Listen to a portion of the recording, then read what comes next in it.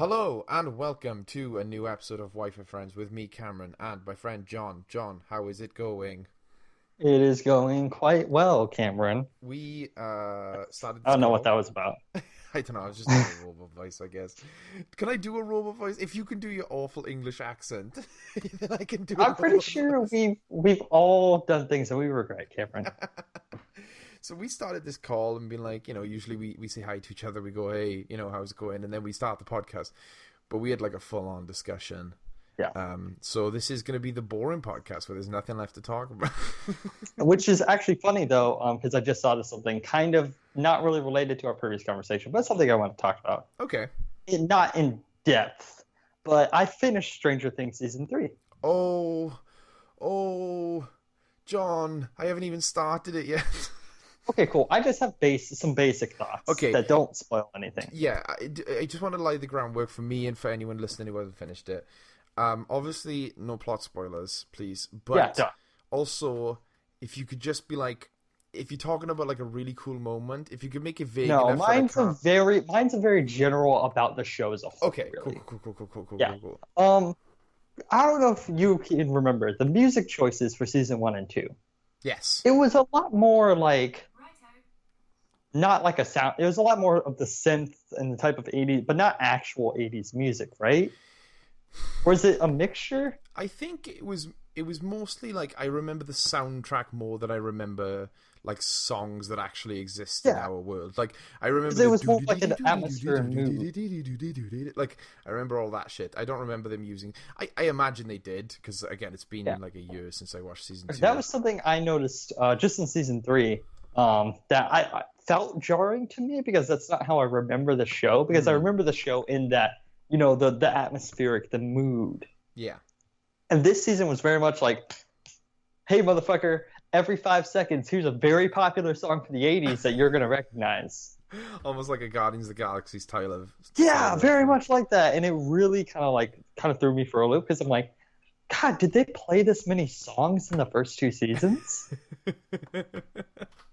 Okay, that's an interesting thing. That definitely doesn't spoil anything. Just a weird thing that just took me out of the show, whatever, because I was just like, what the fuck is going on? Why is literally someone have their Spotify playlist playing during this fucking show? Were they good songs at least?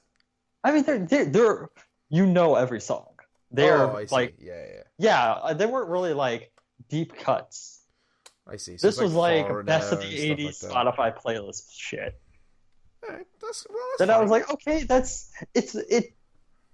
I think I know what bothered me about it, and I think what maybe bothered me about season 3. Season 3, I will say, I enjoyed a lot. Yes. I like a lot of the character dynamics. Mm-hmm. Watching the show, there's definitely like, because they're kind of spread apart in groups like they do every season. Yes, yeah. There's every season, the one group that you're like, I want this group every time I turn the show on. Yes. And this season definitely has that group where every time it cuts away, you're like, I'm jonesing to get back to them. For me, it was like season 2, because season 1 was a while ago. I haven't rewatched it since it came out. Yeah. But like season 2 for me, the 2 groups that I loved was Dustin and Steve. Yeah. They're like Stand By Me, hanging out time. And also I loved Hopper and 11. Joyce. Or no, Hopper and 11, yeah. Yeah, they were dope. But then like it almost felt good that like 11 was apart from what's Finn Wolfhard's character's name? Mike. Mike, yeah. Because when they finally came together, sorry, spoilers for season 2, but when they finally came back together, it was so good, so juicy, and I love that kind of storytelling where it's like they finally get to see each other. So yeah, I totally get what you mean. There was definitely like the groups where I was like, this is cool, but I definitely would prefer, to be watching that other show right now. And I feel like this season definitely got to a point where, not got to a point, but it really had this feeling of Stranger Things season 1 and 2 didn't. It was about the 80s, but it wasn't. It was more so about like, the story of this town, and it didn't. I felt like it didn't bash over. Maybe it did, and maybe I'm just remembering it with rose-colored glasses. Yeah. But it didn't feel like it was like, hey, this is the 80s and everything's 80s, But this season was like, oh my god, it felt like instead of it being, oh hey, this is Hawthorne, this is the town, it felt like I was seeing it was the town but through a catalog. Okay. Where it felt like this like almost like a fan artist. This is gonna sound really weird. Almost like almost I got it. I'm trying to get my thoughts together. But okay, so do you know about AUs, Cameron? Like a coffee shop AU, like an alternate universe thing? I don't know. No, So it's a big thing on the net, on the Tumblrs, all right? Okay. Is that you have like, say, Critical Role. Yes, I know Critical Role. Someone's like, hey, Critical Role coffee shop AU. So it's just where you take the characters, whatever, and they're in this new scenario where instead they work at a coffee shop. Okay, so it was like when we were a little bit younger, and it was like the most popular thing was like all the Batman's rogues gallery and all the Bat family, but they're in high school, and it's like the Joker's that one kid that like sets things on fire and no one like hangs out with him. The high school AU, exactly. Yeah, okay, I get you. It's very much like, I don't know if it's maybe just because I haven't watched season 1 and 2 in a long time, and I just have this season on my brain, but it feels like this is, hey, let's take the Stranger Things kids and put it in like a super over glorified like a version of the 80s that you all remember. Yeah, instead of the version of the 80s that we had gotten before, which wasn't so much about it being the 80s, if that makes sense. Yeah, it was kind of like, so it's kind of like, what do they call it? Like vaporwave, It's like it never actually was like that in the 80s, but like that's how. Yeah, I guess it beat us over the head with aesthetic, which I did enjoy in certain parts, but then there are other times, and I think a part of it though is this 80s nostalgia wave that we're going through with every type of media and everything that for some reason has to be set in like 89 or 86.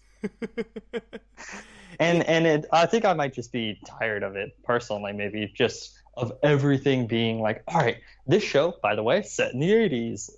It's like the Marvel fatigue a little bit. Yeah. It's like the 80s fatigue. I mean, I totally get it. There are people I know in my life who are in the exact right age range for these shows. Like to the point where like they kind of remember the 80s, so these shows like they really resonate with them, and Stranger Things is one of them. Like, considering it's a show that's like pretty massive and is mostly about kids, a lot of the super fans of Stranger Things are people who, were kids in the 80s, and it kind of it gives them that kind of nostalgia kick.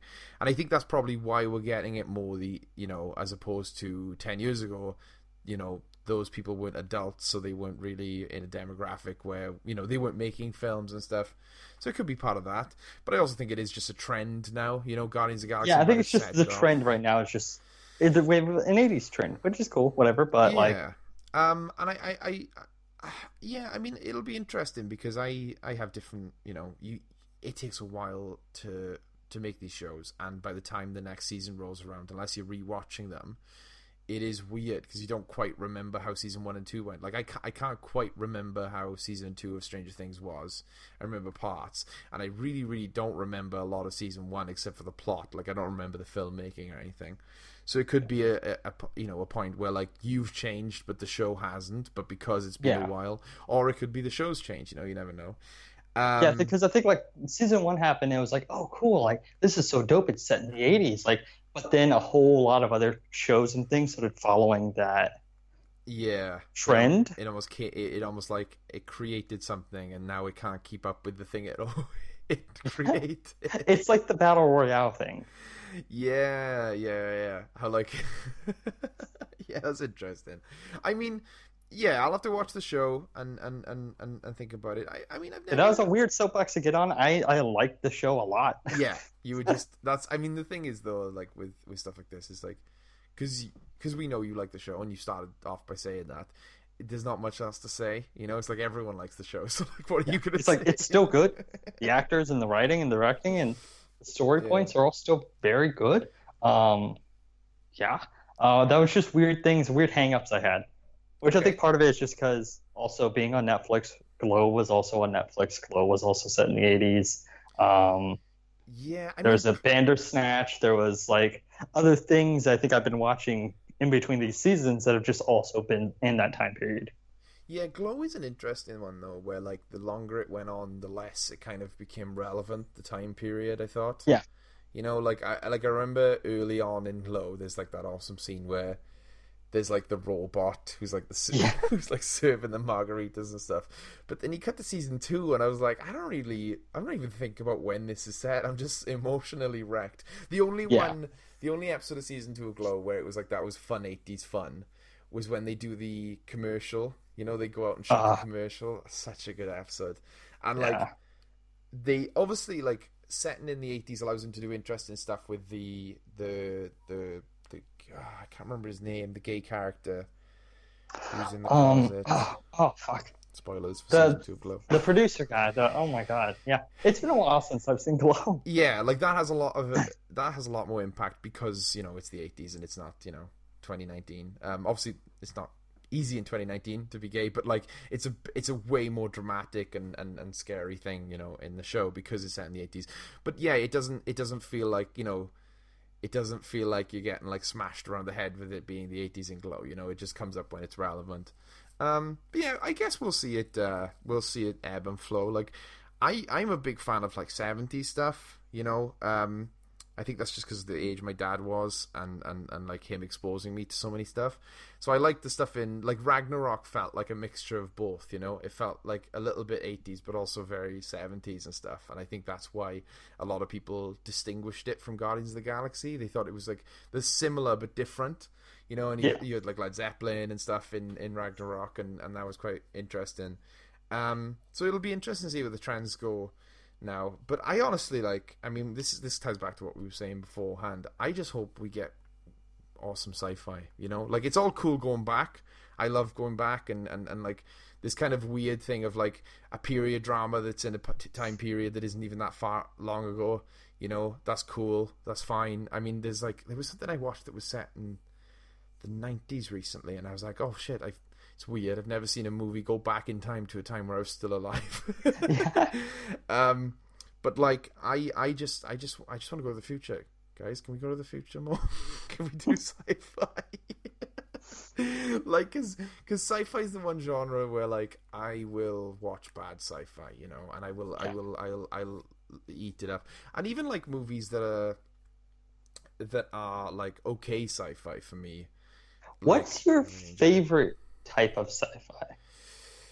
Oh, this is tough. Yeah, I know that's a wide question, but I mean, because there are different. There's definitely a neo-noir type, like Blade Runner-esque. There's also like you can make distinctions with genre, like neo-noir, and you've got like realistic sci-fi and stuff. But you can also make distinctions that are really interesting in sci-fi based on world-building choices they make. So, like for example, Blade Runner and Star Wars fit into not Star Wars, sorry. Jesus. Blade Runner and a lot of other sci-fi, like Ghost in the Shell and stuff like that, they fit into this interesting sci-fi of like, it's sci-fi, it's in the future, we're going to different planets, but there's no aliens, Yeah. So, and like Bebop is like that as well, Blade Runner and Bebop, Bebop is very inspired by Blade Runner, but like no aliens. And it's really interesting to have the idea of we're on lots of different planets, but it's just humans on all these different planets. Yeah. And that creates an interesting genre. But Star Wars is big for me, obviously, and that's kind of like a world building thing. But like, what's funny is my two favorite sci-fis, if you're not counting like, I don't know, because Blade Runner is a really good movie for me, but like in terms of worlds, like is Star Wars and Star Trek, which are like the polar opposites, because you've got like Star Wars is very like restricted sci-fi in that you don't have like perfect holograms or like omniscient beings and stuff like that, whereas Star Trek is like, we've got everything, we've got technology that like replicates stuff. And for me, I always find sci-fi a little bit more interesting, as much as I love Star Trek, when you put limitations on it, because I find a lot of sci-fi is just like, oh yeah, we can do literally anything. We can replace limbs with exactly the same thing, like, whereas like when you have sci-fi that is like the clear limitations and clear downsides to things, like in Cowboy Bebop, it kind of makes it more interesting. It makes it more like the stakes are a little bit higher, and you get those interesting, juicy stories where it's like, you know, in Bebop, there's technology that they don't have, even though they're set in the future, that we in 2019 do have. You know? Yeah. Like, there are so many scenes in Bebop where it's like, if he had a mobile phone right now, he'd be fine. But because they've created this interesting world, it kind of goes back to what we were talking about on previous podcasts about like Disneyland, right? And Disney World and all the Disney parks, where like with the French Disneyland or Disneyland Paris, I think that's what it's called, right? Yeah, it's like Disneyland Paris. For Tomorrowland, they were like, listen, we can't do Tomorrowland like we always do it because it always gets outdated. So what we're going to do is we'll make like a future that never happened. You know, a future based on Jules Verne and based on H.G. Wells and stuff, you know. And it's like sci-fi, but it's technically like not our future. It's like a different future. It's like a future. It's like the future of the 50s. Yeah. Or not even, might even maybe earlier than that, but yeah. Yeah, like, I mean, another one like that, which is really interesting for me that I love, is War of the Worlds. Where, like, there's remakes where, like, it's set in our time, but the original War of the Worlds is, like, the Victorians get invaded by aliens. And I'm like, that's so cool. It's such an interesting concept. And, like, the technology that the humans have then is kind of so different to us. Yeah, but I mean, I'm saying all this and I'm making quantifiers. I will watch anything, you know. I'll watch Altered Carbon, but I'll also watch, you know, like Babylon, you know, like it's just like I think it really depends on, like, you know, with genres. I think it depends on what it is like when you're a kid. You know, it's easy to say that, oh, I'm, you know, I can get into new genres and stuff, and you totally can, but like a lot of what we like as adults is based on what we watched as kids. And like, I can't sit here and lie and say that like I've independently chosen to love sci-fi over fantasy. It's just when I was a kid, I was never exposed to, you know, Lord of the Rings. I was never exposed to a lot of fantasy stuff. You know, I was more exposed to anime in fantasy. Yeah. So like, if I'm going to watch a fantasy, it's generally like an anime fantasy as opposed to like a Western fantasy with dragons and stuff. But yeah, I don't know. It's weird. Like, what would you say is a genre that you are like super forgiving of, and will watch like bad movies in that genre and still enjoy, if there is one? Yeah. Oof. I don't know. Yeah, just thinking, because for a while, like superhero stuff was very much like, I watched that show, The Cape. That was on NBC or whatever. Oh, you mean the one where they were like, we couldn't afford Batman? Yeah. And so for a long time, superhero stuff was because I just wanted any of it, you know. Yeah, and we were cartoons, anything was like, I just need something about that. But recently, I don't know. Part of me wants to say like romantic comedies. Yeah.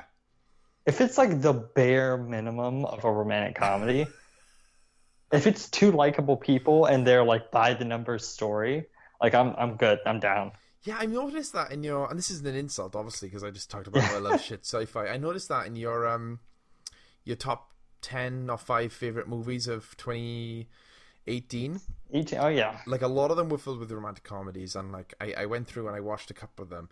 And you know, it was that case where it was like, dude, I like this movie. It was really good, but like it's, you know, it like it's a very by the note, like it's just regular. It was like it was a movie that I liked, but then you were like, it's my favorite movie, and I was like, I respect that, you know. It's but like it very much shows your tastes and different tastes, you know. Like one of the ones that I really liked, but I was like, oh shit, John super liked this movie, was To All the Boys I Loved Before. Is that what it's called? Am I getting that right? Yeah. Like I watched that. Noah Centineo, Laura Connor. Laura Connor. Oh man, that movie's great. Like it was awesome. I really enjoyed it, and I watched it specifically because you recommended it in that video, and like I was like, it was like, you know, I imagine it was like if you watched like, you know, a bad Star Wars movie where you were like, oh, this is pretty good, but like Cameron loves this movie, and I was like, you know, like I was watching it, I was like, yeah, it's very, again, that movie isn't by the numbers though, I guess that's quite it is quite different and does take an interesting take on it, but it is, you know, I mean, I think you described it as this, or someone did, where it's like it's a John Hughes movie, made for modern audiences. Yeah. And I was like, it's dope, it's cool, and like it's interesting how those movies can have a bigger impact on us. Because like when I tweeted out about Avatar, I was expecting people to be like, what the fuck, probably not like reply to me what the fuck, but like maybe when they saw it, be like, oh, that's a bit weird. But again, it's just like it depends on your preferences. I mean, that's with the love.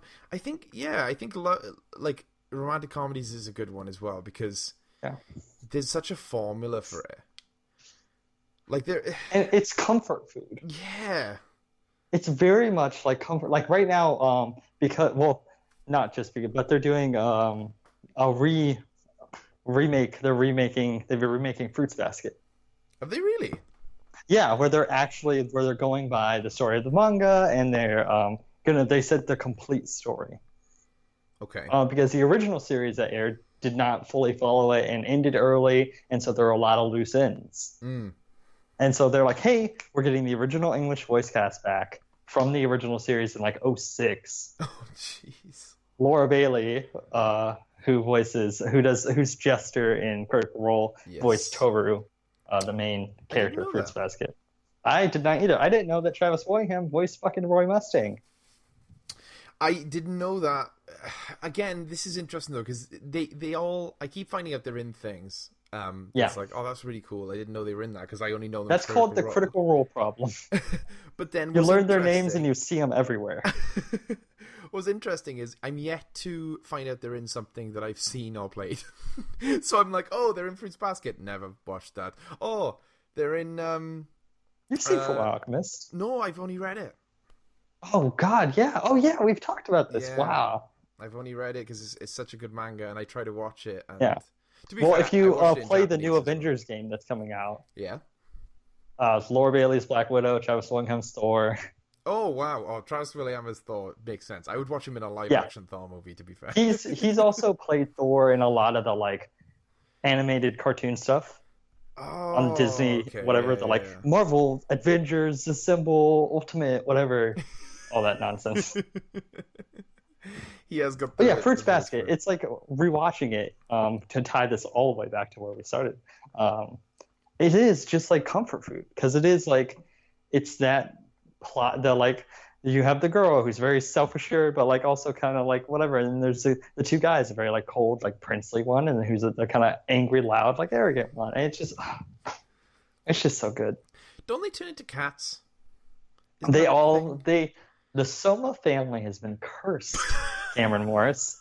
Whenever they're hugged by a member of the opposite sex, they turn into an animal. The animal is one of the 12 animals of the Chinese zodiac.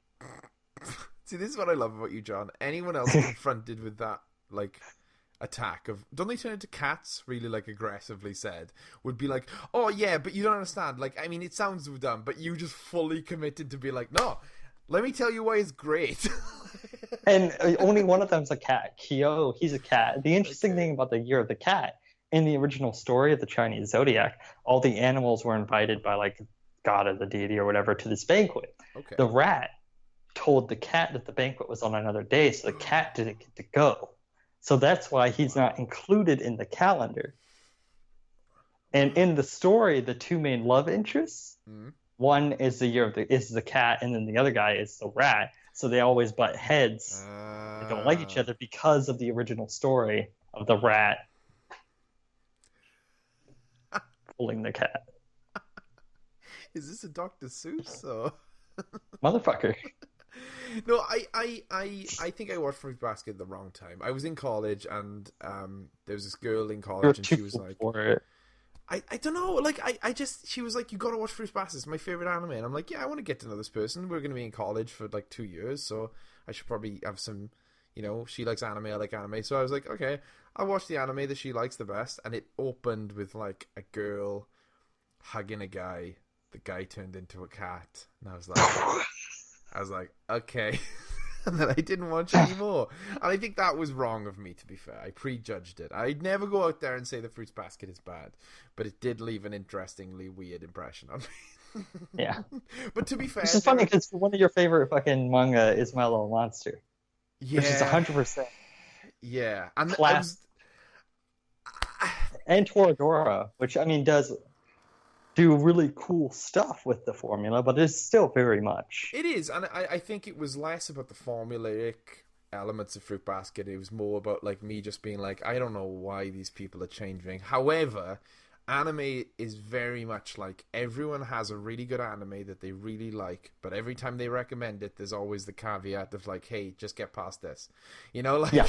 like I'm sure if I got past the initial shock of like, why are these people hugging each other and turning into animals, I would have been like, oh, I totally get it now and I'm into it and I like it. But then like it's the same as like when I try to like recommend My Little Monster to each other, to people, and like I'm like, Well, there's that first in episode the has a really first weird. episode there is a very bad joke that I'm like, if that put you off the whole show, totally get it. Like I totally Understand. even though it's not indicative of the rest of the show. It's so weird. It really comes out of nowhere. Apparently, right. I'm going to go on a bit of a tangent. That's going to loop right back to that exact moment in My Yeah, Little yeah, yeah. Monster. I got you, man. There was a controversy recently. A friend of mine called Jordan, she's really into Evangelion. Now, I've never watched Evangelion, but she keeps telling me to watch it. Maybe one day I will. And it's on Netflix now.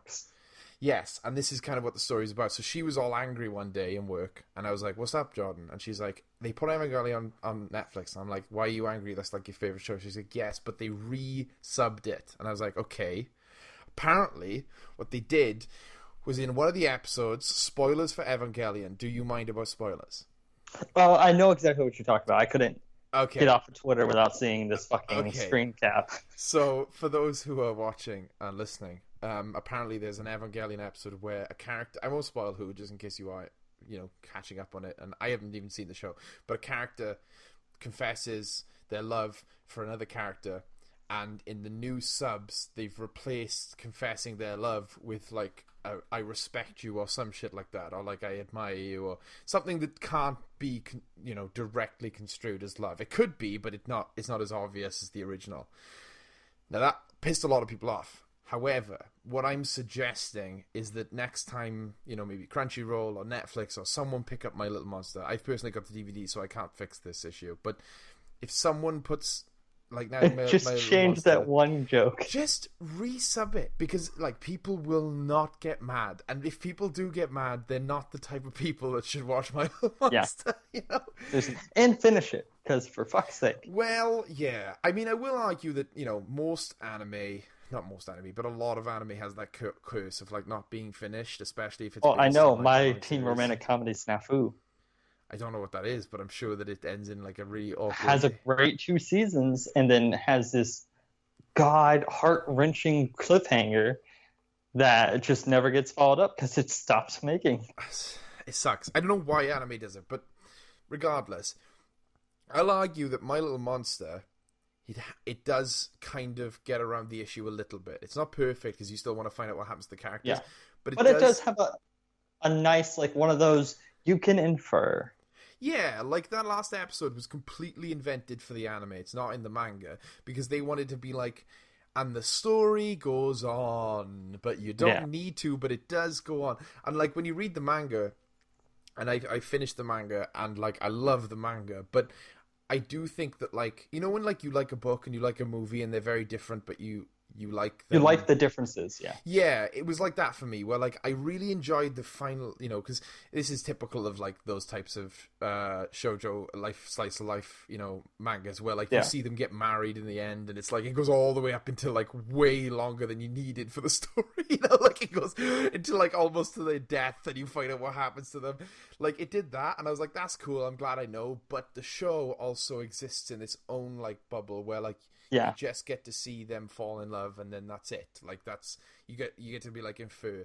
The only issue with this is, and this is the issue with every one of these animes that doesn't get to finish, is like they always set up like arcs for the side characters that never pay off. Like like sometimes they'll pay off the main character's plot, like they do in My Little Monster, and it's like they have a nice ending to their arc. But then you've got all these side characters, like, okay, well, I guess we're just going to forget about that one thing I offhandedly mentioned about my parent. Yeah, like... no, it's fine. Hey, it could have been worse. It could have been Bleached. I never watched Bleached. Again, I read it. I didn't watch it. I mean, still, I mean, did you finish Bleach? No, I didn't. Yeah, I didn't finish Bleach. What happens most in people, Bleach? most people. Oh, he basically what happened. There's this great video. I think it's Super Eye Patch Wolf, I believe is the channel. Okay. He did call it the Rise and Fall of Bleach, just talking about what happened to that series and why it tanked, basically. Okay. Because basically after like because everyone remembers the beginning, they remember the Soul Society arc, Mm. and then after that, there's another arc that some people like, and then they kind of everyone just forgets. And it was the problem is just a lot of issues between Tite Kubo and the editorial team, and also the fact that like he's not a very strong story and plot person. Mm. And so he just kind of started reusing the same, like, hey, friend gets captured. They have to go to this separate world to fight these guys to save them. Like, it didn't really change the formula or whatever. And basically, like, the anime got canceled, and the series was given 3 chapters to tie up. Yikes. They were just like, hey, you got 3 chapters? Tie up your loose ends. So really, like, it's funny because the other day I was bored, so I was like, you know what? I'm going to find these 3 chapters. Just because I'm curious. And it really is like, in boss fight, 1 chapter, next 2 chapters, 10 years in the future, these people are married, these people are married, these people have children. Okay, cool. What is that about? Because it's like, it's funny, right? Because, I mean, I really think it comes from a place of giving the fans too much of what they want. You know? Because it's like, I mean, like, have you read The Fault in Our Stars or watched the movie or anything? I've seen the movie, yeah. Okay, so, like, John Green makes the point in that about, like, people are obsessed with what happens after the book ends and what happens to all the characters, and, like, whether or not you should want to know, whether or not you should find out or stuff like that. And there's a lot of, it's interesting, it talks about that. But, like, one of the things that, especially as a teenager, that I was always like, oh, I hope they get married and they live together and they're fun and have fun. And it almost feels like manga authors were the only ones that were like, oh yeah, let's give them what they want then. Let's show them, because so many mangas. I think it's this need for closure. Yeah. Especially because if you think about like the manga industry, like these people are spending, they maybe have like 4 to 5 hours a week to themselves. Mm. And the rest of that time is spent getting the chapter ready for the next week. Yeah. And so it is spending every single second of your day with these characters, which really, I think just learning more about the manga industry and all this stuff just makes you appreciate Ichiro Oda so fucking much. What does he creates One Piece.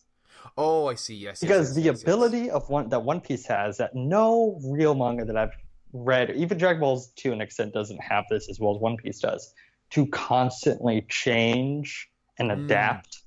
Every story arc is something different. Yes. Everyone is a different location with new different enemies and abilities, whatever, and the world is also moving at the same pace that the characters are. So it's not like Naruto where it's like, all right, our characters are moving super fast, but the world still feels stagnant. Yes. It's like, I don't think the Hidden Leaf Village has really changed at all in 10 years. And Steve made a great tweet of like earlier, I think it's today or yesterday or whatever, where he was just like, why is it that characters in Naruto do nothing after they turn 30? Like all the important characters are like a late 20s. And they're the seasoned soldiers, the seasoned vets. They've seen everything. After 30, your career as a ninja just fails. It just collapses. Then you get old and become a wise sage or something. Yeah. That in between time, you're just at home. I mean, there could be like, and I don't think that Naruto really thought about this as in depth as I am right now, but like it could be like a really dark thing of like most ninjas die in battle, Like, they don't last very long because at some point they die, and that's why there's no old ninjas, and the only old ones are super powerful because they're the ones who survived, Yeah, right? It's like Naruto's dad, he bit the dust. Yeah, I think it's tying it back. It's that thing of, like, it's spending so much time with these people that they probably have just imagined of, like, what it would be like when they can rest and I can rest, where both of us can just be fun. And it is this idea of, like, oh, traditional happiness of, like, married and kids and all this stuff, which is weird because, like, I think that's, by wow, we're getting off on a lot of tangents, but like that's the weird thing for Goku, because I feel like he was given like this is traditional happiness, and it always felt weird because it's like, yeah, but that's not happiness for Goku. Happiness for Goku is just fighting. He doesn't care about having kids. Well, doesn't he go back to it? Like he like gets married, has kids, but then he goes back to fighting and everything. Right? Oh yeah, 100%. Like, I'm not a big Dragon Ball guy, but like all I know is that Goku's never he's never not in something. Like he dies. The joke is that Goku's the worst dad. Because literally there's this scene where Vegeta's like, I can't go train. Like Bulma's about to have a kid, and Goku's like, I was dead when my last son was born. Like, who cares? Let's go. Yeah, I mean that's the thing. It's strange because there are definitely things that I think warrant like, you know, that marriage happening. You know, like I wanted to see Naruto and Hinata together. Yeah, and I don't think I see Sasuke and Sakura together, but you know, fuck us, I guess. I can't get Naruto's a chapter that I closed a long time ago, John. Like that was a big part of my brain and fandom, and like when I look back on it, it's not that I don't appreciate it, I really do, and I think and like I was gonna disagree with Steve on Twitter, but I was like, I'd rather just talk to him in person about it if we ever get the chance, because like I do think Naruto has a lot of interesting messages that kids can take. Because obviously he was telling a joke, but like he set it up in a way of like the only lesson that Naruto ever taught you. So I was gonna have a bit of a dialogue, but I was like, I'll just talk to him in person about it because like Twitter's like such a weird place to talk about this. But like I learned a lot from Naruto. Like Naruto talks about like at one point, me and my brother always quote this, even though we're both adults now. But it's just like the circle of hate, or like when someone's mean to you, then you're mean to someone, and then that person's gonna be mean to someone else. And it's a very simple thing, but like for some reason we latched onto it. But it is very much a time in my life where I look back on it, I go, I don't know who that person is anymore. You know, the person who watched, fucking 300 episodes of that show. And like, believe me, I used to be on fanfiction.net. All right, brother. I used to roll up on fanfiction.net, all right? And I'd go to the tags, and I'd go to Naruto. And then I'd be like, what story do I want to read today? And normally it'd be like a blank X blank. And a lot of times there'd be no fighting and no nothing. It would just be like, hey, these two characters are planning a party. They're planning a wedding. These two characters are getting together because the two villages are trying to create peace or something. And like that was my shit. Yeah, I always remember my brother. I gotta have my brother on like a podcast or a video or something to talk about this weird time, because like we barely ever speak of it anymore. Like it's like this unspoken thing we both did. We're both ashamed of. Like, but we watched it together. Like, but like we always used to scream at the TV whenever characters wouldn't hug each other. We would just be so angry because I don't know if it was like a cultural thing or just the people who write Naruto didn't want anyone to hug each other. But like we would get so angry when one character was like crying and the other character was like, it's gonna be okay, but like weren't touching them, and like we were just like, and I don't know whether it's because like I was watching it with my brother and like we're very supportive of each other and stuff, but like we were just so angry, and like Sasuke and Naruto, we would like come up with simple solutions to their like arguments. We would just scream at the TV, but like, why aren't you doing this? So I totally get the appeal of like some fan fiction where they're like, hey, you know these characters that you love that never actually talk to each other? Here's them communicating and actually speaking to each other. Now, I will say, as much of it as it's like funny to be like cool guys who talk bad about used to watching Naruto. Yeah. Man, motherfucker. All right, let's be real for a second here. Okay, let's be real. Few things reach the highs of the Chunin exams arc. Dude, when Rock Lee fucking drops those weights. God, or even like, even going past that. Listen, Sasuke retrieval arc, man. That's still some good shit. Some good shit. Because my favorite thing in anime, which is one of the problems with when they run for too long, because power levels get way too high to where the only characters that can fight anybody are fucking Naruto and Sasuke. Nobody else can do anything. But like Sasuke retrieval arc, they did the thing where each person got their own one-on-one fight. Yes. And you got to see them do things that you've never seen before. And I'm like, what? Kiba, the dude with the fucking dogs, can do cool shit? Like, you would have never known that. Dude, the Sasuke retrieval arc, again, I know I keep bringing up my brother, but it's like, again, we watched every single episode together. We genuinely were like, these characters are dead. And then when they don't end up being dead and they're all like in the hospital, I was like, nah, they died. Like, they go through fucking hell. There's like they all get picked off one by one, right? And it's just like they all into their little fights and stuff. And I remember just being like, who, like, you would like be like, go from, in that one episode, you go from, who is this person? I just kind of remember them from reading the background of the tuning exams. And then they would like win you over and they'd become like your favorite character that episode. And then they didn't die, but like they got beaten so bad that you're like, oh, now I'm sad because they're gone. Like, they basically, it was like Deus Ex Machina of like, they won their fight, but they beat the bad guys. So bad guys not doing anything, they're not doing anything. Because we can't have any of these guys catch up to Naruto, who has to have his one-on-one fight with Sasuke. So, but it was so great because like every fucking Choji, God, like that was my favorite. Like one of my favorite things in anime is like when the supporting cast, and when the like Yu Yu Hakusho did it very well, where it's just like, all right, you guys get your one-on-one fights, you get to showcase why you're badass, why you're cool. One Piece also does it very well, where it's like, all right, you go have your fights. But like things like Dragon Ball Z and Naruto later on, they just get to this point where it's like the main character is so strong. They're like god level strong that all of their friends just look like fucking dorks next to them. I think also, my God, this is such a not interesting to anyone but us podcast. I know, right? The thing about Naruto that kind of was really good at the beginning and kind of lost it during Shippuden or Shippuden or whatever you want to say. It's like when you knew all the names of all the characters, you know, and you knew, you know, team A or team 1 or team, you know, I can't remember. Team 7, team, okay, they were numbers. Sorry. But like, you like, even though you didn't know a lot, what little plot you found out, you were so invested because you were like, I want to know about this person.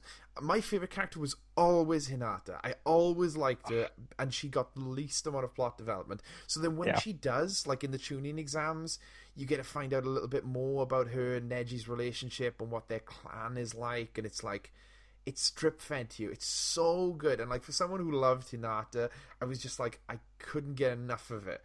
And like when Naruto fights, you know, Neji in that like final battle, you're just like, you know, you're just like, yes, get him, you know, you want Naruto to win because the build up and stuff.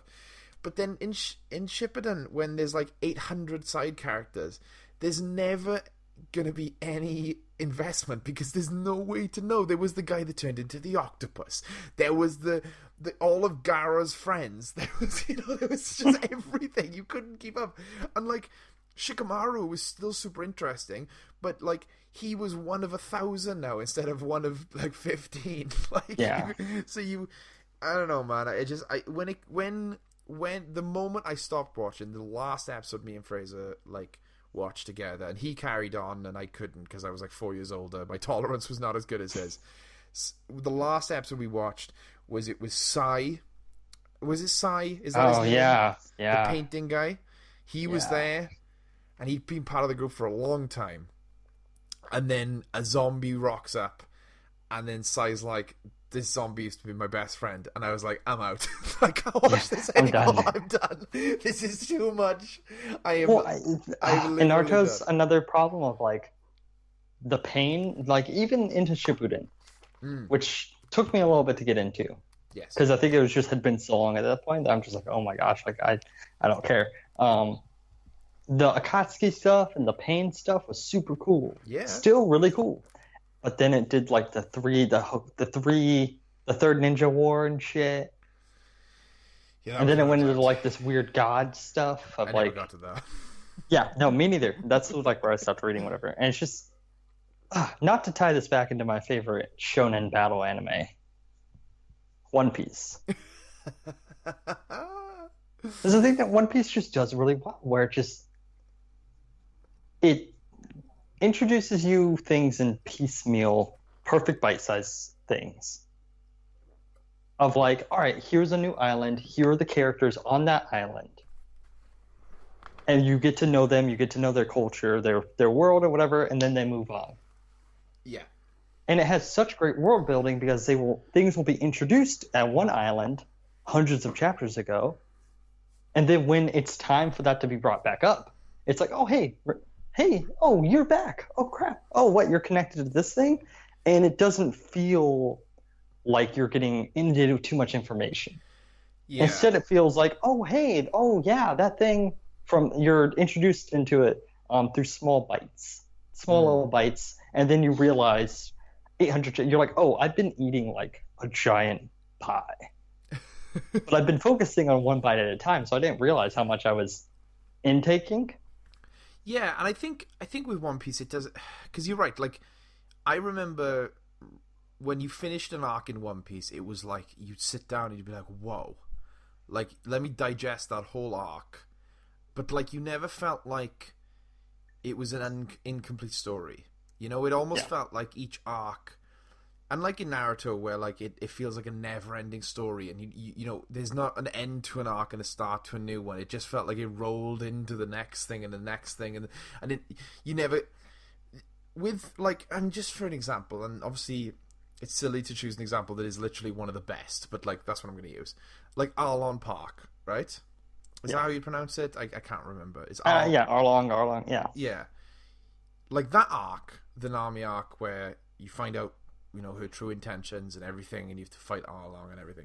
Like, when you finish that, it's such a big piece of juicy storytelling that you're just like, wow, and you got so many good moments to reflect on. And like, there's definitely a point where you go, oh, maybe some of those characters and plot points will come back, but you don't need them to. And then when they do, it's like fucking awesome. But like, that can exist on its own and by itself, and it's so well done. And then you just pick little pieces. The writer just picks little pieces out of it and goes, maybe I'll use this later, maybe I'll use this later. And then when it comes back, it's like, oh, that's cool. Whereas in Naruto, it was like, I got to pay attention to all of this because this is clearly all building to something insane and chaotic. And then I think one of the greatest things that One Piece has for it is that it has very clear like breaks. And not just like the time skip, which is an obvious like, hey, this is a time skip, like we're doing shit. But of the bounties, a very simple way to tell the reader, like, hey, the bounty's gone up. All right, some big shit just happened. Digest that, like take time to like focus on like some big shit just happened. Bounties are raised. Like things are getting more things are progressing, things are getting more serious, and it was almost like a fucking completion rate on like a video game. Yeah, you're like, oh shit, you even got bosses. There are 100,000 berries now. Oh my god. Do you know what One Piece is kind of like? What's One Piece? Thank you, John. Thank you for setting me up there. One Piece is kind of like the greatest D&D campaign of all time. Yeah. Oh yeah, it's 100% like a D&D campaign. Because like every island is a new book that the DM just bought on Amazon and it arrived and he wants to try it out. Yeah. But like as the players are playing it, maybe your friend Greg wants to join in, right? So Greg is introduced midway through this story arc that you guys are playing, and then he joins your group.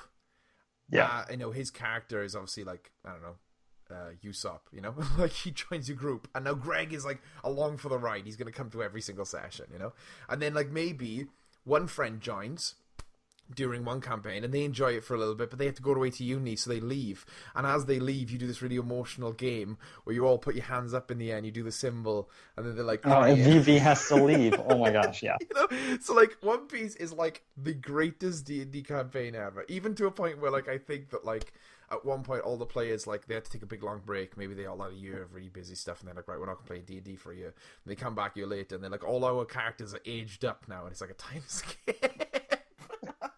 And it is great because it really feels like feels like a world that is evolving and changing with the heroes. Yeah, which is there are like allegiances and political things happening in the background that even when we're like literally right now we're in the Wano arc. where they're in the land of Wano and they're going against one of the four emperors, Kaido. Mm. Super dope. This arc's been really great. But as we're doing this arc, at the back of my mind, I'm just like, wow, some shit's going down right now. I don't know what's happening, but I know there's something happening with the government. I know something's happening right now. Yeah. That is either they're mobilizing or they're making moves. Like something's happening with Blackbeard. Blackbeard's getting his troops ready. He's doing something. So it's like, because the show is also, or the manga, everything. It's all really good about using like newspapers and using different things of like, hey, shit's happening when you're not paying attention to it. Yeah, and like one of the earliest examples for that for me is someone who, was reading it quite late, and I'm not like super up to date. I haven't even gotten to the time skip, but like I enjoy it when I read it. When Buggy turns back up after that first arc, it's the first moment where you go, oh, I gotta be paying it. Like, I should be treating this seriously because things are not inconsequential. Like, everything that happens has a consequence. And when Buggy's running around, like, separate from the group and doing stuff, you're like, oh shit, like, that character that I thought was just gone, that character that I thought was like, oh, he's not gonna come back. Like, they dealt There's with a him. one note, whatever. Yeah, and like, it then, every single character that you meet, you're like, oh, well, it doesn't matter if this arc is done, like they might still show up. Like I remember the last arc I read, and this to show how behind I am, but like I got a lot of other things I read, okay, but I do like One Piece. The last thing I read of One Piece I remember was the Chopper arc, where they recruit Chopper. Are you really, fucking kidding me? So good, but like I know it's so behind. I haven't even got a full crew yet, but I'm sorry. But anyway, so Chopper joins. Damn it, Cameron. Chopper joins. Yeah, but I only read physical copies, so I gotta. You haven't even like. Oh my gosh, you haven't even gotten to like the really good shit. Like I'm telling you, okay, Arlong Park is fucking great. Okay, man. Yeah. Fucking CP9 arc. Fucking Robin gets it. Her backstory shit happens. That shit's fucking dope. Brooks arc is amazing. You haven't even met the skeleton guy. I haven't met the skeleton guy. He looks cool. And I love Brooks. But we need to have a 24-hour live stream or whatever where we just watch episodes of One Piece. That would be cool. But I do really like reading it. There's something about it, like the art style is so good to read. There's definitely shows where I prefer to read. I've also found like reading. It's easier for me to read a whole bunch than watch a whole bunch. Yes. Yeah. Because I can read faster than the anime than the 20 minutes of the anime. And you definitely get a sense sometimes. This isn't a problem in all shows, but like when I read like Full Metal, for example, like I can do the pacing, So if there's a battle scene and I'm like, they fight, they're done. Like I can look at that really quickly and look at all the pages.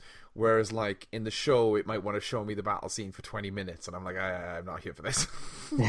Like I want to get to the metaphysical, philosophical implications of it. It's like when you look at the Crunchyroll and you're just like, all right, how many episodes are? Okay, let me just. Okay, they're still fighting. Okay, here we are. Here's the end of it. Okay.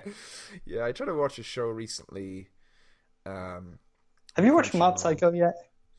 I started it with Jack Thomas, and it was really good. I really enjoyed it, but like it was one of those things where we watched the first 2 episodes, and then he was like, "Oh, dude, I finished season 2," and I was like, "God damn it!" I was like, "I'm not that." That was ahead. Our show, Jack. JT, that was our show. I realized I don't know why it felt so weird to call him Jack for that 1 second. I was like, "Oh no." He was JT. Like, I think we called him JT for so long that like now we've started calling him Jack. It's like it's a different thing. It feels dirty. He's evolved. No, he'll always be JT. He'll always be JT. Yeah. I just like JT because it makes him sound like what he looks like, which is a pop star from the 90s. Yeah. What were you watching recently? Yeah, I can't remember what I was saying, but I was watching something I remember, and I was just like, I feel like I'd enjoy this more. Oh, it was the Bunny Girl show. Have you seen the Bunny Girl show? I've heard about it. People say I've heard some good things. It was like really. It was like Rascal one of those Dreams shows, of Bunny Senpai or something. Yeah, it was one of those shows where it was like it tackled mental health, but made it like a physical thing in the world, you know? Okay. So it was like, they've done it a couple times. I've seen shows do this where it was like it takes mental health issues and then they physicalize them to make them more obvious and on the nose. It's not always a bad thing, but I was watching it, I was like, God, I'd like to read this. I'm not enjoying watching it, but I'd like to just sit down and like read the whole thing in a couple sit-ins as opposed to what, because in especially in like slice of life like that where there's no action, you get a lot of like characters recapping things and being like, this is how I'm feeling right now, and I'm like, I know how. See, I don't know. I feel that's interesting because I find it a lot easier to watch slice of life. Okay. Mainly because I think maybe it's the emotion getting across really well. But sometimes you do get a panel of someone crying and you just want to look at that panel for like a while. Weirdly, like unless it's a really like something like Mob Psycho where the action is so well done that I want to watch it. Like Black Clover, I have to read Black Clover. Okay. I could not watch Black Clover because it's just, and I think maybe it's just a filler thing. Maybe it's just that battle anime have more filler than slice of life do. Slice of life anime don't have filler because they're normally shorter form. Yeah, give me like a 13 episode show. I'll eat that shit up. I do not want to watch anything more than 13 episodes most of the time. You give me 60 episodes though, and I'm like, fuck, I can't do it. Yeah, I think it's a lot easier to read a 60 episode show. I mean, with I don't know. I mean, I think I've recently not just recently, but like I've always kind of had this better relationship with manga. And I don't know why. I mean, I can make up some bullshit reason, but like really I don't know why I prefer manga. I'm not like elitist or anything. Like, oh, it's the original. Like, because a lot of times the anime is better and it fixes things, you know. Like, but I think I'm more comfortable sitting down, reading something at my own pace. And like, and what's funny is like, obviously you still have to read a manga, but like reading subs sometimes I'm just not in the mood for it, you know. Like I a lot of shows that I watch, I will like do something else while watching the show, you know. Like I'll be writing or I'll be doing something. And you can't do that with anime because you just like you gotta concentrate, you gotta watch it. Unless you're watching the dub. Yeah, and you know, maybe I've fallen into the thing of like the stigma against the dub, but I should try dubs out. Like I was in that camp for a long time. Yeah. And then we started watching Fruits Basket, English dubbed. And I was just like, you know what? I don't know. Maybe dubs aren't so bad. And maybe it's because I've started to like know voice actors now, and so like I don't feel it's not like this nameless person. I'm like, you don't sound how I thought you sounded in my head, which is just a general like thing that's just normal. I mean, with all sorts of like books and things, because it's just like, you know, our mental headspace, we can hear and smell and see things, and so sometimes it's not what you want. Yeah. And I think also, I mean, what's weird about the whole like anti-dub thing is like I feel like most people, myself included, got into anime first watching dubs and then transitioned into subs, and then it's, for some reason, even though we started with dubs, now we're like, nah, it's done. I'm above that now. When it's like, it's done. Because there was some anime that I had a really, really good time watching the dub, and I got to know all the voice actors. Like, my favorite example is like Fairy Tail, where like the dub was my favorite thing about that show. Like, I don't really remember a lot of the plot, and I like the characters, but like I really remember like watching the audio commentary of the episodes after I'd watched them with the voice actors like riffing about like different like there was one guy who screamed a lot, and he was talking about how hard it was because he would come in and scream like a whole session, scream, and like stuff like that was like, I don't know why, like I have good memories of dubs. I just, for now, I'm just like, oh, gotta watch the sub. Yeah, it's like, because I mean, Toonami was like where I like first saw a lot of anime, besides the like computer disc rip of Rurouni Kenshin that I had when I was a kid. I had like the whole show on CD-ROMs because one of my dad's friends in the Navy had them, and he heard that I liked that shit, so he gave me this whole CD case of just a rip. I'm guessing it was like a DVD rip or whatever of the entire show. Which, Rurouni Kenshin is... So, not to get off on another tangent. Mate, this is all it is. I know, it's all tangents all the time. It's fine. One of the things about being a... how do you call it? a consumer with a conscience. Okay. It's this idea of like, not like people finding out that people are pieces of shit, Yes. and that coloring the content that you once very much. Rurouni Kenshin for me sucks because that was literally my favorite manga of all time.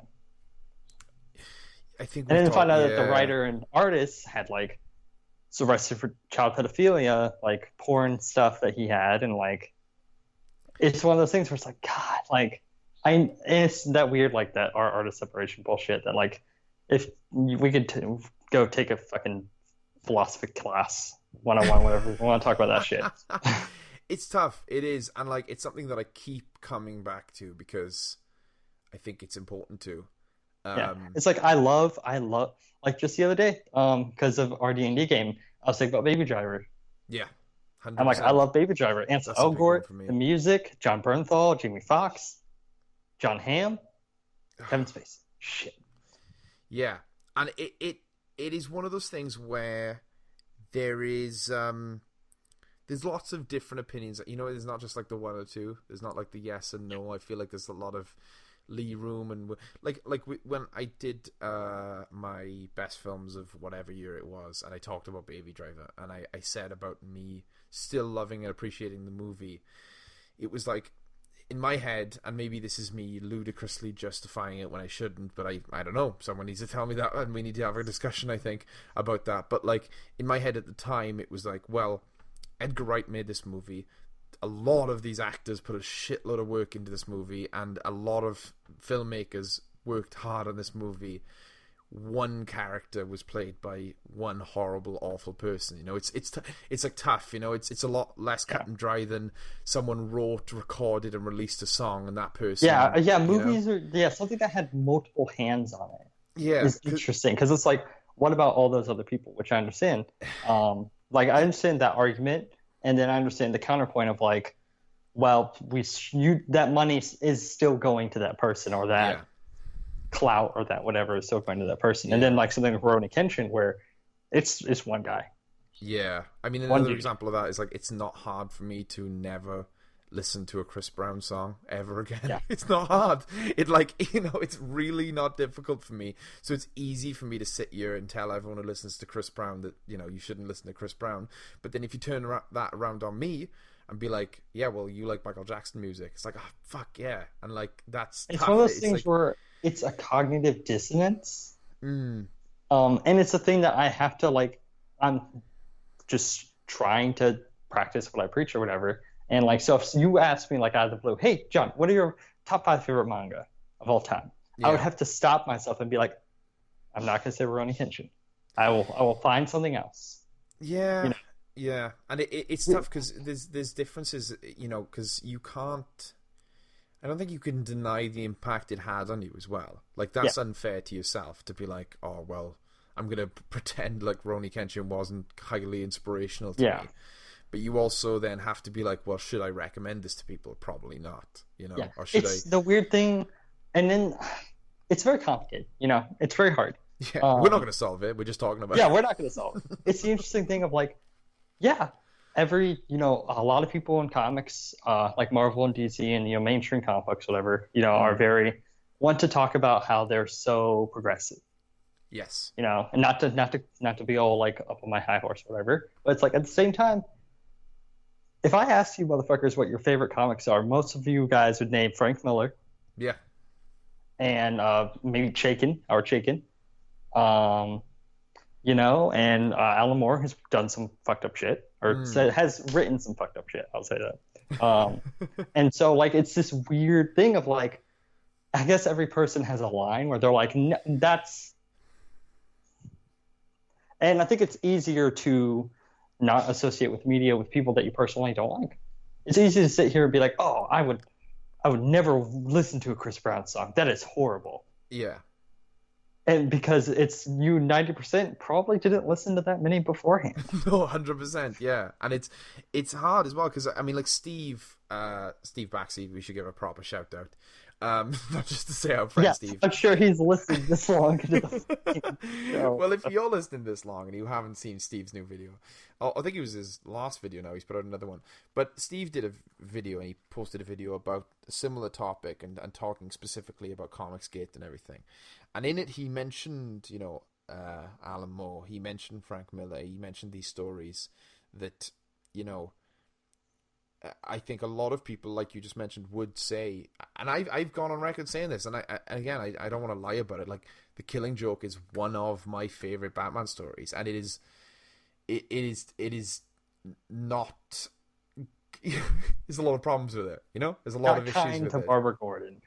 Yeah, and I think that it's interesting because there is a debate to be had whether or not we want to be like, because I'm a guy, I'm mostly straight, mostly, I've never incurred any sort of prejudices that a lot of people out there have incurred. So it's so easy for me to say, yeah, well, I'm just seeing The Killing Joke as a piece of art, man. It's separate from everything. And when I was younger, I could totally confidently say shit like that, where I'm like, yeah, well, I'm just watching.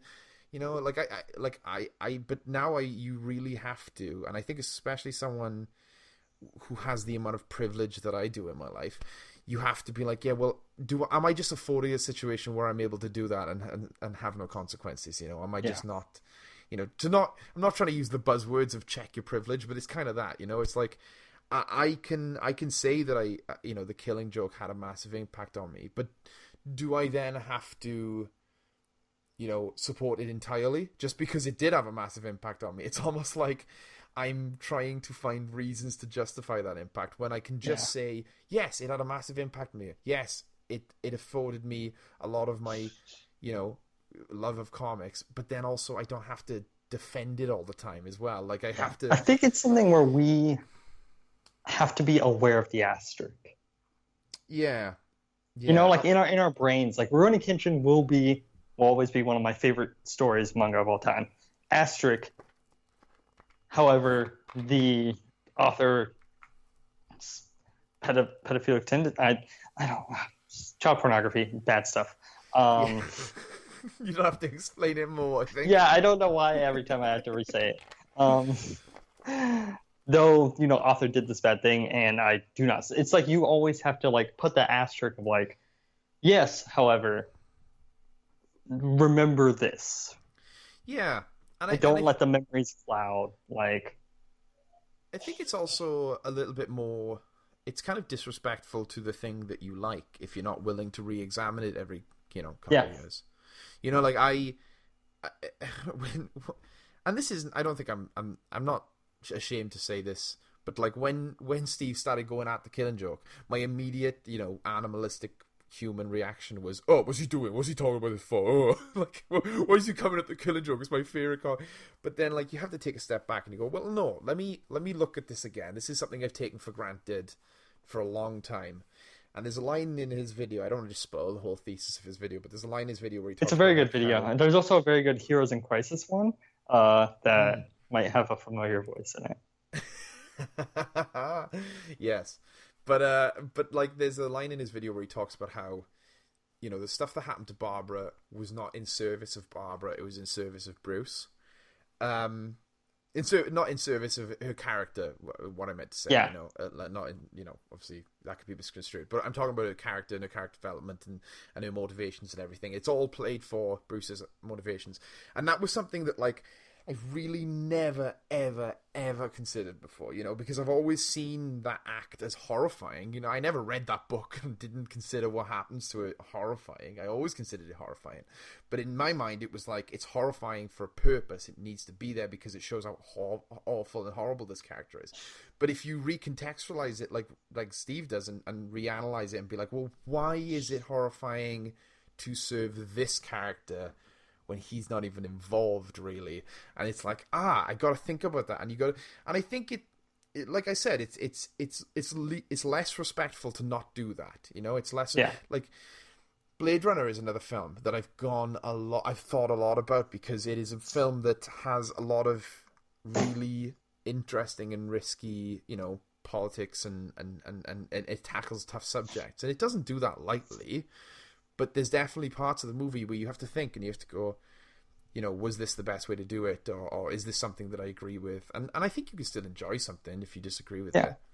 Rick. Yeah, it's funny because talking about not to interrupt Blade Runner, because I love hearing you talk about Blade Runner. No, go ahead. But talk about re-examining things you love, and that's something I had to do recently with fucking Green Lantern. Oh, okay. With Jeff Johns' Green Lantern run. Because the main artist for a lot of the beginning is a piece of shit. Yeah. He's just a fucking dick. Yeah. Not a good dude. And so for one of my favorite runs of all, the run that got us together, our friendship began because of this fucking run. However, I can also say that I was never the biggest fan of that art anyway, so it's easier for me. Yeah, but it does color those beginning stories of the person who had a hand in this, despicable person. Yeah, and it's yeah. There's always the line, of what they did. Is it justifiably, it's very common. And like we said, I'm enjoying discussing this because you learn from discussing it. You open yourself up to new opinions and stuff. But I also want to stress that we're not going to come to any meaningful conclusions. No. This is really just us having a off-the-cuff conversation about our feelings. It kind of came out of nowhere. But a great thing about that is I'm calling it Jeff Johns' Green Lantern run because, there's a big debate. Obviously the artist is just as important, if not more important, than the writer in comics. But because this run had so many different artists, and it also depends. For me, I don't see it as Jeff Johns and Ethan Van Sciver. No, I see it as Jeff Johns' run. I see, if anything, Jeff Johns and Doug Mahnke, because Doug Mahnke had a huge part in the biggest surges of popularity in that book were when Doug Mahnke was drawing The Blackest Night. Actually, he did it for most of its run until the end. Ivan Reis. Sorry, Ivan Reis. But I was going to say, just to tag on to your point, The Blackest Night art is what I remember the whole Jeff Johns run looking like. I know it didn't, but because that had such a massive impact on me, the style of Blackest Night, the hard lines, it's quite similar to Jim Lee a little bit, but that kind of is what I see the whole run as, even though that's not what it was. It's weird. Yeah, I see it in that Ivan Reis style. And so it's easier for me to not super have to go back and go, oh, let me really think about this, because honestly, with that run, I could be you don't even need to read Green Lantern Rebirth. Sure, it's helpful, but honestly, you get the information you need from the fucking start of the run without having to read that book. Yeah, Rebirth is it's also a hard book to reread now, honestly, because DC continuity is so different. Yeah, and Rebirth is felt like John's clunkily trying to get Hal to a point where he let me shove this square peg into this round hole and just break it with a hammer. Because Hal Jordan's the Spectre now, and Guy Gardner was the Warrior, and even the mythology of the rings and all of that was different. Was not he basically hit a reset button. Yeah, he did. He had to recontextualize Parallax and make some retcons about Parallax, and God, I remember knowing every single thing that happened before Rebirth, and it feeling important. And looking back, you really didn't need to know anything. Yeah. I was really, all they could have done is just had a new number one and been this is the new Green Lantern. Yeah. This is the Green Lantern universe. I feel like this is another completely different podcast discussion of the how you approach long form storytelling in comics, because it's an absolute shit show. Yeah. Because sometimes it can spawn some of the coolest comics of all time, Quiver, Green Arrow Quiver, relies so heavily on everything that came before, whereas sometimes it's an absolute shit show and writers don't know what to do, so they just hit the reset button, like Jeff Johns. When he wrote he did his Batman run. Not Jeff Johns. What the fuck? We've just talked about Jeff Johns so much. Grant Morrison. Yes. Morrison, Snyder, and King. Those are the three big writers of the Batman universe for the last 10 years. Like Morrison, when he did his Batman run, he found a way to work in all this continuity, like Zur-En-Arrh and everything, and then like someone comes along after him and just goes, "Yeah, but I just want to write Batman, please." It's like, and you can't fault them. Yeah. Anyway, getting back to the discussion we were having, because I did want to make a couple more. Make observations. The points. Lauren, our one viewer, is going to be very excited about this whole conversation.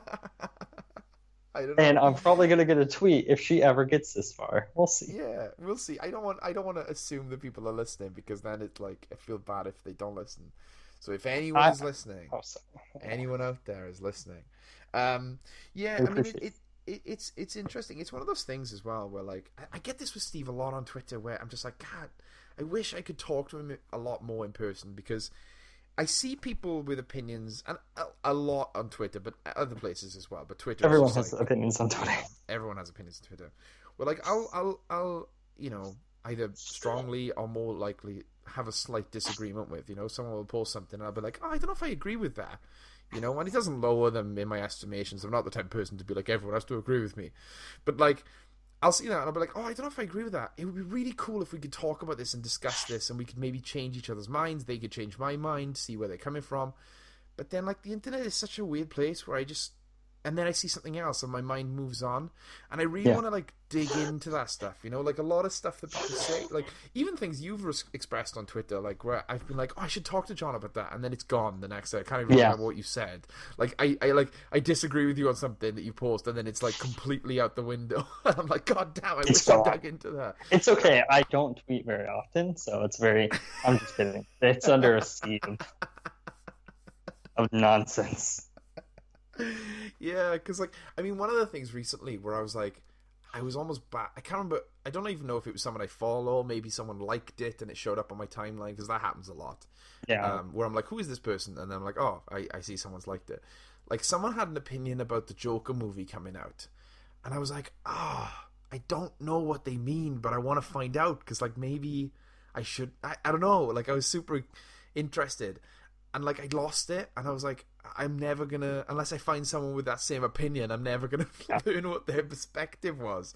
It was something about it being, like, problematic. I can't remember, but, like, I just, like, it's interesting to me that we live in this, age where, my mind has been opened way more than it would, if I was in my father's generation. Like, my dad, he had people challenge him, but it was only people he was around. You live in a small town and you want to get those information from those people, and maybe the news and stuff. Whereas now I can be a bit more progressive, because I can ask people questions from all over the world and get lots of different answers, and also people are a lot more open with their experiences online, I feel. But in the same way, there's so much of it that I'm like, I don't even know where to start. And then also it's that weird thing of this, like I've talked about this before, the parasocial interaction. Normal, like, media 101 bullshit. But because of social media, we interact by liking or retweeting people to a point where we feel like we know them well enough, but we don't. You know? It's that feeling of thinking like we're good friends. We're cool. Yeah. Oh God, I do not know this person at all. I should not be tweeting them this, like, questioning their views on something, whatever, because I don't know them at all. Exactly. Yeah. And it's that weird thing of seeing the discourse. Yeah. The discourse 100%. online, and being like, oh hey, yeah, let me respond to that, and someone be like, who the fuck are you? And it's like, whoa, sorry, I should not have just. It's that weird thing of like, it's this public forum of people's inner thoughts, and so it's this weird line of like, yeah, it's public, but it's also private. So step the fuck back. 100%. Like, I think it's so hard to kind of have that know where that line is, Because I struggle. Like, I'm someone who in person, I found like I have like worries and insecurities online that I don't have in person. Oh God, yeah. Like I have in person, I'm not trying to brag or anything. This sounds like I'm bragging now. I feel bad. But like I'm quite a people person. Like I can meet someone. Like I don't know. Everyone loves me, John. Fuck you, man. I'm such a people person. No, but like I can talk to people. I can see by their expression if they're uncomfortable, if they're not. I know when to like ask a personal question and when not to. Like it's pretty easy in person to kind of know your boundaries, you know, if you're, you know, if you have that kind of skill. But online I get so nervous. I get like even with people who are totally cool and have never like expressed any kind of like, oh, you're pissing me off right now, I'm like, I can't tell what their face is like behind their phone, you know, so I'm worried, you know. Like I've had a couple of accidental brush-ins. Ooh. They're not like big deal. These are things that I just remember because I like, have anxiety and I constantly remember things from 5 years ago. Oh my God, all the time. I remember distinctly one time someone like a creator that I follow, like a female creator that I follow, posted this like, God, I got these messages from these, you know, dick bags, whatever, that said this mean thing, whatever. I was like, God, I can't fucking believe that. Yeah. And instantly someone was like, so who the fuck are, like, this happens all the time. And I was like, no, I meant that in a supportive way. They were like, oh, cool, oh, yeah. And I'm like, oh, okay. Context. No, I'm like, and the person, I don't know who they were, but I was just like, no, I meant that, like, I didn't mean it like that. And they're like, oh, well, it read that way. I'm sorry for joking. And I'm like, no, it's cool. And then it like goes in the bank of things to think about before you fall asleep for the next 10 years. Yeah. And then I've had this new thing that I've started doing, where before I like a tweet, I have 2 steps. Ooh. Sometimes I do them and they're very straightforward. Sometimes I forget about them. But usually step 1 is go to their profile and just do a glance. Oh, yes. And then number 2, see if anyone else I follow has liked it. Okay. That one's just like a quick glance up because a lot of times things will show up, like we said, on our feed that you don't follow the person, you don't know where it's from. And so I'll just look up and be like, okay, that's why it's here. Yeah. 100%. This person and 30 others that you follow like this tweet, whatever. But then there's the first one of like, yeah, sometimes I open up their profile and I'm like, let me just make sure that I'm not in somehow saying or following, or like, because sometimes you see random accounts that are like, oh, this is an account that posts a picture from this manga I like every day. Yeah. I'm sure they're fine. And then later on, it's just like fucking women and it's like, whoa. Yeah. Whoa. And it's like, so now I do a glance just to make sure there's no red flags before I put my name on, which doesn't make any sense because I'm nobody's fucking looking at who my follows and like ratio and all that shit, but it's more so just for me to know that like I'm not gonna get that one day out of the blue. Like I want to know that so it's like making a new friend. Yeah. Like I want to make sure the person I'm associating with is a cool person. You also just want to you want to know that like I mean likes they sometimes feel like a personal thing and being like, oh dude, this is me telling you I like you, and they can be like when you or Lauren or someone I know likes one of my tweets, it feels to me like you guys are just giving me like a chuckle or like a yes, yeah. a confirmation of like, oh, that was a good tweet, or oh yeah, I agree with that, or yeah, that's kind of funny. I don't look too much into it really, but when you give a like to someone who you don't really know, it almost is like you're propelling that person, you know, more likes mean that you're putting your personal stamp on, like, especially now because things show up on other people's feeds. It's you saying, hey, my friends, I liked this. You guys would also enjoy it. Yeah, and it's also the more likes that tweet gets, the more popular that person becomes in kind of the Twitter sphere, I guess, and you don't want to support something. Like, a lesser version of that, which wasn't super controversial, but I checked it, and I was like, oh, I'm glad I checked this. Was like, I'm sure you've seen this. This is going out everywhere. But like, there was a tweet about someone being like, oh, all these people are complaining that Jason Momoa has got like a dad bod now and that he's fat, right? And then he posted a photo of Jason Momoa. I've seen, I think, variations of that. Yeah, so like this guy tweeted and he got mass retweeted. Like he got loads and loads and loads of people retweeting, being like because his original tweet was basically a photo of Jason Momoa that everyone was talking about, apparently, and being like, I can't believe people are looking at this photo and saying that he's got a dad bod, he looks hot, or something like that. Just basically defending Jason Momoa. And I was like, I saw that everywhere, and I was like, okay, let me look at this, because I was going to comment on it, make a joke or something, being like, they should see my... I don't know. I didn't even consider it yet, because I clicked on the guy's profile, and I was just like, okay, he says that people are saying that Jason Momoa's got like a dad bod and that Jason Momoa's gained a bunch of weight. But are people saying that? And I couldn't find any evidence. I literally couldn't find anyone. And I was like, I think this guy might be lying. I think this guy might have made up faux hatred of Jason Momoa and then defended that fake hatred just to get famous. I don't know if that is the case, but the fact that I couldn't find anything, I was like, I don't want to support this just in case. That's interesting, because I found there's like a tweet thread of like articles a while ago. No, about the aerial casting. Oh, okay, yeah. And there was this very famous, not very, but there was this one tweet that was blasting the casting that everyone retweeted and were basically, combating. Yes, yeah. And someone basically did this research and looked into it, like, this account is just a bot that, like, created this outrage to get, followers and people, whatever. And so it's just interesting of, like, how, like, because the internet's so fucking weird now. It's so confusing and weird, and it makes me almost miss the days of, like, when YouTube was this small little thing. Yeah. But then also now I'm kind of glad we've got to the point that we are, because especially talking to our close friends that we brought up a couple of times and understanding that there were things in the communities that we were a part of that we did not see that were very toxic, and that I'm glad I'm glad that the internet's gotten bigger than it is, because it means that we can create our own little areas and learn new things about different people and different experiences and all that crazy stuff.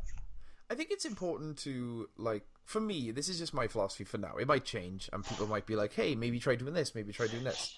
Because you mentioned yours a little bit when you talked about the liking something on Twitter. And I think that you kind of need to have one of those little, like, my rule book or the Cameron's handbook for navigating the internet, And, like, mine is usually, and it doesn't always work because this rule doesn't always apply to the internet, but I try to treat things that I see, hear, and interact and stuff, especially on Twitter or Facebook or these social media platforms. I try to treat them like I'm seeing the person in person, And that sounds simple because, like, that's used a lot for, like, insults, like don't say something on the internet that you wouldn't want to say to them in person or face to face.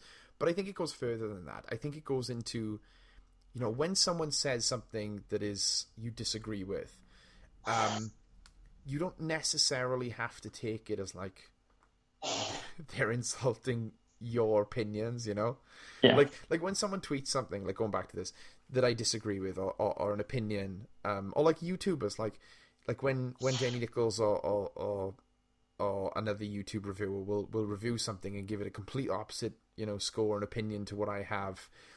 And I start to feel a little bit bad for the thing that I love, and I'm like, oh, well, I liked it a lot, so why this person, I start to think of, like, well, I have friends in my life that we constantly argue about movies in a friendly way, like Reese Peak and me, we constantly talk about disagreeing with movies, and I never feel that. I never feel that, like, build up of anger or annoyance and stuff, because I know him in person. So I'm like, why can't I just apply that to these people and just go, well, I'm not giving them because they're this face on a platform that have followers. For some reason, I get more angry, and a part of it is also, like, I worry that people are just taking their opinions and using them as their own.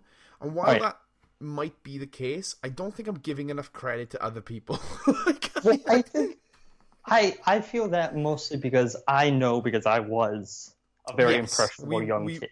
We were that, like, for the and first, a lot of times, like, a lot of comics and, like, movie opinions were just me regurgitating YouTube videos that I was watching. 90% of it.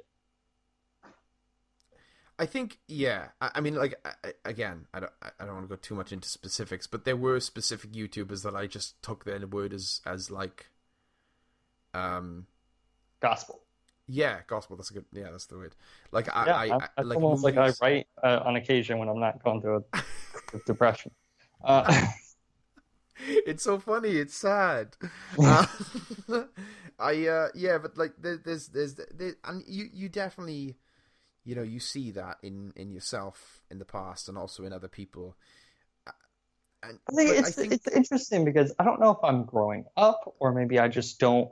I find myself I still get frustrated with things I see online or opinions and stuff, mm, but I don't feel that urge to. I keep scrolling. Like that's the thing. I guess I've yeah.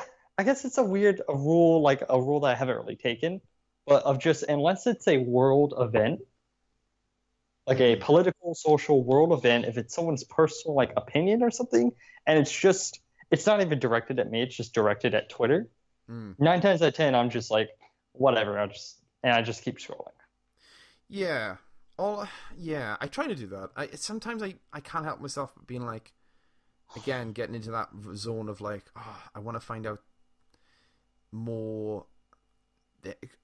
And again, this is more sort of problem with Twitter specifically. Yeah, I want them to elaborate on that opinion because them saying that opinion doesn't help me at all. It just yeah, shows me that we disagree, which is good. But like I'm like, if there was just like a little bit of a, you know, like when Jed releases like a blog post that he wrote, I'm like, oh, I can get into it, I can read the whole thing and it's fully and get elaborated. a full. Oh, which first of all, okay, can we just take a second because none of them are going to get this far into the video and talk about the really talented people that we play Dungeons and Dragons with because it's really crazy. I know. It's honestly makes me feel like I'm not doing enough. Yeah, Because it's I'll read, funny. yeah, one of Jed's medium or whatever, like the last one about was it about Last Jedi? I think so. Yeah, yeah. That one, yeah, about the was just like a. I read that and I was like, that is a very interesting way of putting an ending to a movie that at first I didn't really have very strong opinions of. Mm. I, Um, I, and and it's kind of gave me a new way of thinking about it that made me go, oh, okay, I'm seeing this in a new light. And there's Steve, who's just has read every philosophy book on fucking God's green earth. Steve is funny listening to Steve on Twitter because wow, I said really American the Twitter. Twitter. Wh- Twitter. because Steve and to a lesser extent a lot of other people that I really respect. He's like one of those people who like I respect so much that like a lot of things he tweets. Not, I don't want to say the majority because it's not. I don't want to sound like I'm like completely opposed to everything he says. But like a lot of times he'll tweet something and I'll be like, wow, I have a different opinion to that. But like, I just want to talk about it. I just want to discuss it, and also it comes from a place of like, he seems far more intelligent than me, so I'm almost certain that I'm wrong. But I want to know why, like Yeah, no, a lot believe of me, times. I've had that feeling, especially when I've done videos with him before, and I'm just like, and that's also another thing is I think just weird tangent again, because Mm, again, just keep on going on that's tangents. all it is. I'm a very like, especially anyone who's listened to anything I've ever said in my life, any of these previous podcasts, even the way that me and Cameron's dynamic, Yeah. I'm very much I feel. Yes. I very much Yes. feel all of. I'm not just like I'm not talking about fucking Dutch angles. That's a cinema phrase. I know that phrase, Dutch angles. I don't know Yeah, what it it's is, a what a Dutch Dutch angle tilt, but you're is. close. Whatever the fuck that is, I don't know. It just I is know when the it's a thing. camera is like wonky. Okay, yeah, that makes sense. But I'm very much like feelings. I feel everything, very hard, Yeah. which probably counts for the depression. That's always the interesting thing when talking to Steve because I would always feel so stupid because he would make these analyze critiques or things, whatever, and I'd be like, I feel the same way because and I'd start going off into very vague, ethereal Yeah. ideas about the But nature of things. I feel like that is also as is valid, and you can argue that it's not, but I think Oh, thank you it's for telling me that I'm valid. I you appreciate are that. valid, John. You are, You're, and everyone thank you. listen to this. You're valid too. Um, unless you're Kevin Spacey. Uh, Or anyway. any of the other fuckers that we mentioned during this video. I'm glad these videos average about 10 views. Yeah, all those hot One day we're takes. gonna get super famous, and then someone's gonna look back in this backlog and be Well, like, "Did you really yell at your viewers about Justice League for 2 hours and make really bold claims about how no one should hate that movie?" I sometimes randomly think about that video, and I'm just like, "Why was I so combative?" yeah, I think we were combative because people. Again, this goes back to one of our original points. We wouldn't be so angry if people weren't so angry for us at liking it. Well, and it almost a also part of the defensive thing. problem is that like I find humor in hyperbole. Yes. Yeah. I'm very much like if you've and listen to any of the like a lot for some reason for me a funny joke is like taking something to the nth degree. Of like how far can I press like I don't just like something, okay? It's the greatest thing on God's green motherfucking earth, Yeah. Yeah. So for me, for that Justice League video, I'm like, I was riding this weird high of like, we're doing a video. I enjoyed the movie. You know what? I'm just gonna go in, and this is just my favorite thing ever. Fuck you guys. And for me, that's funny. But to It's other people, funny. I'm sure, It's also sorry. oh, it just makes me sound like an asshole. I mean, yeah, kind of. I guess, but like, Yeah. I don't know. I mean, it's also It's a weird cathartic. line. It's cathartic to kind of be the and I guess this is why people find it cathartic to when they kind of dislike a movie to act like they hate it. I think that's kind of more dangerous than acting like you like a movie way more than you did. Like, to me, acting like you like a movie way more than you did is not as dangerous as acting like you hated a movie that you only kind of didn't like. I guess I operate on like positive energy is always better than negative energy, you know? Yeah. Maybe that's wrong. But like I think that when we talk about feeling and like a piece of art making you feel a certain way as opposed to logically what do they call it? Good faith criticism, you know? That's kind of the term that they use when they look logically at a film and they talk about its impact and the points it's trying to make. And I'm all for good faith criticism. I will watch video essays all fucking day. Oh, yeah. But personally, I made a decision to stop doing reviews and start doing thoughts. You know? Like, I think I still say review in some of my videos, but what I really mean is I'm giving my thoughts on something because I don't necessarily, when I watch something, always analyze it. And I don't think that's it's bad to analyze something, but I also don't think it's bad to not analyze it. If something really makes you feel a certain way, like for example, I watched the movie Yesterday recently. Oh, of course, that movie. Like, I love the Beatles. Like, I love the Beatles. And I knew going into the movie Yesterday that I was going to like it way more than I should. But I'm not going to shit on myself for that, you know? I'm not going to feel like I'm not as good a movie experiencer than people who go in with a cold, collected, let me see how this movie shapes up, shall we? Let me get my scoreboard out. There's nothing wrong with that.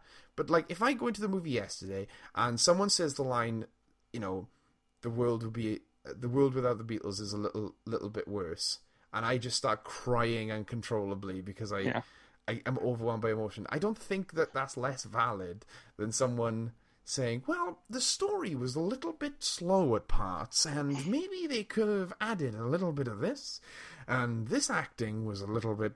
I'm like, yeah, I know, but I cried. Weep tears of joy at that film.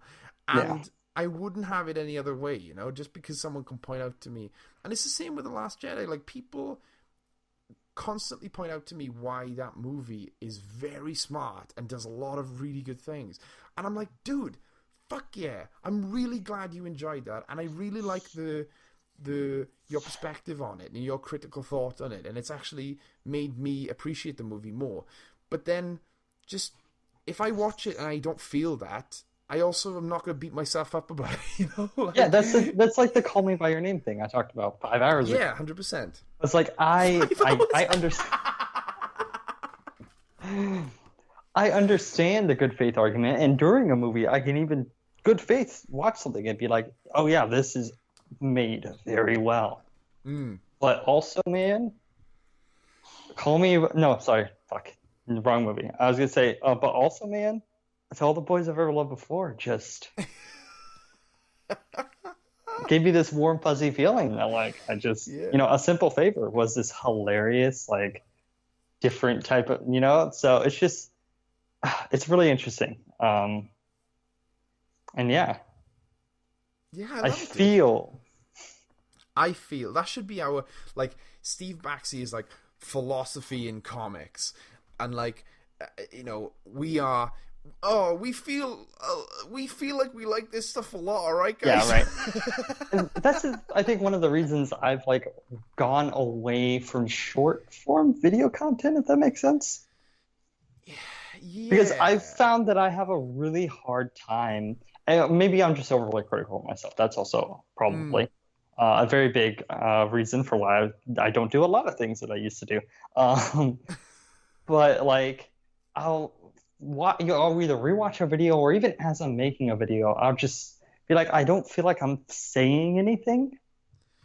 Yeah, I get and so you. For me, for a lot of, like, short form video content or, like, reviews or stuff like that, it's like, yeah, like, I like talking to you about our movies, TV shows, whatever, because we can get into, like, scenes and stuff. If it's just me, I'll just be like, I really enjoyed that. I liked it. Like, it's just me talking about how I feel. And for me, I just don't feel like, God damn it, I keep on saying that word.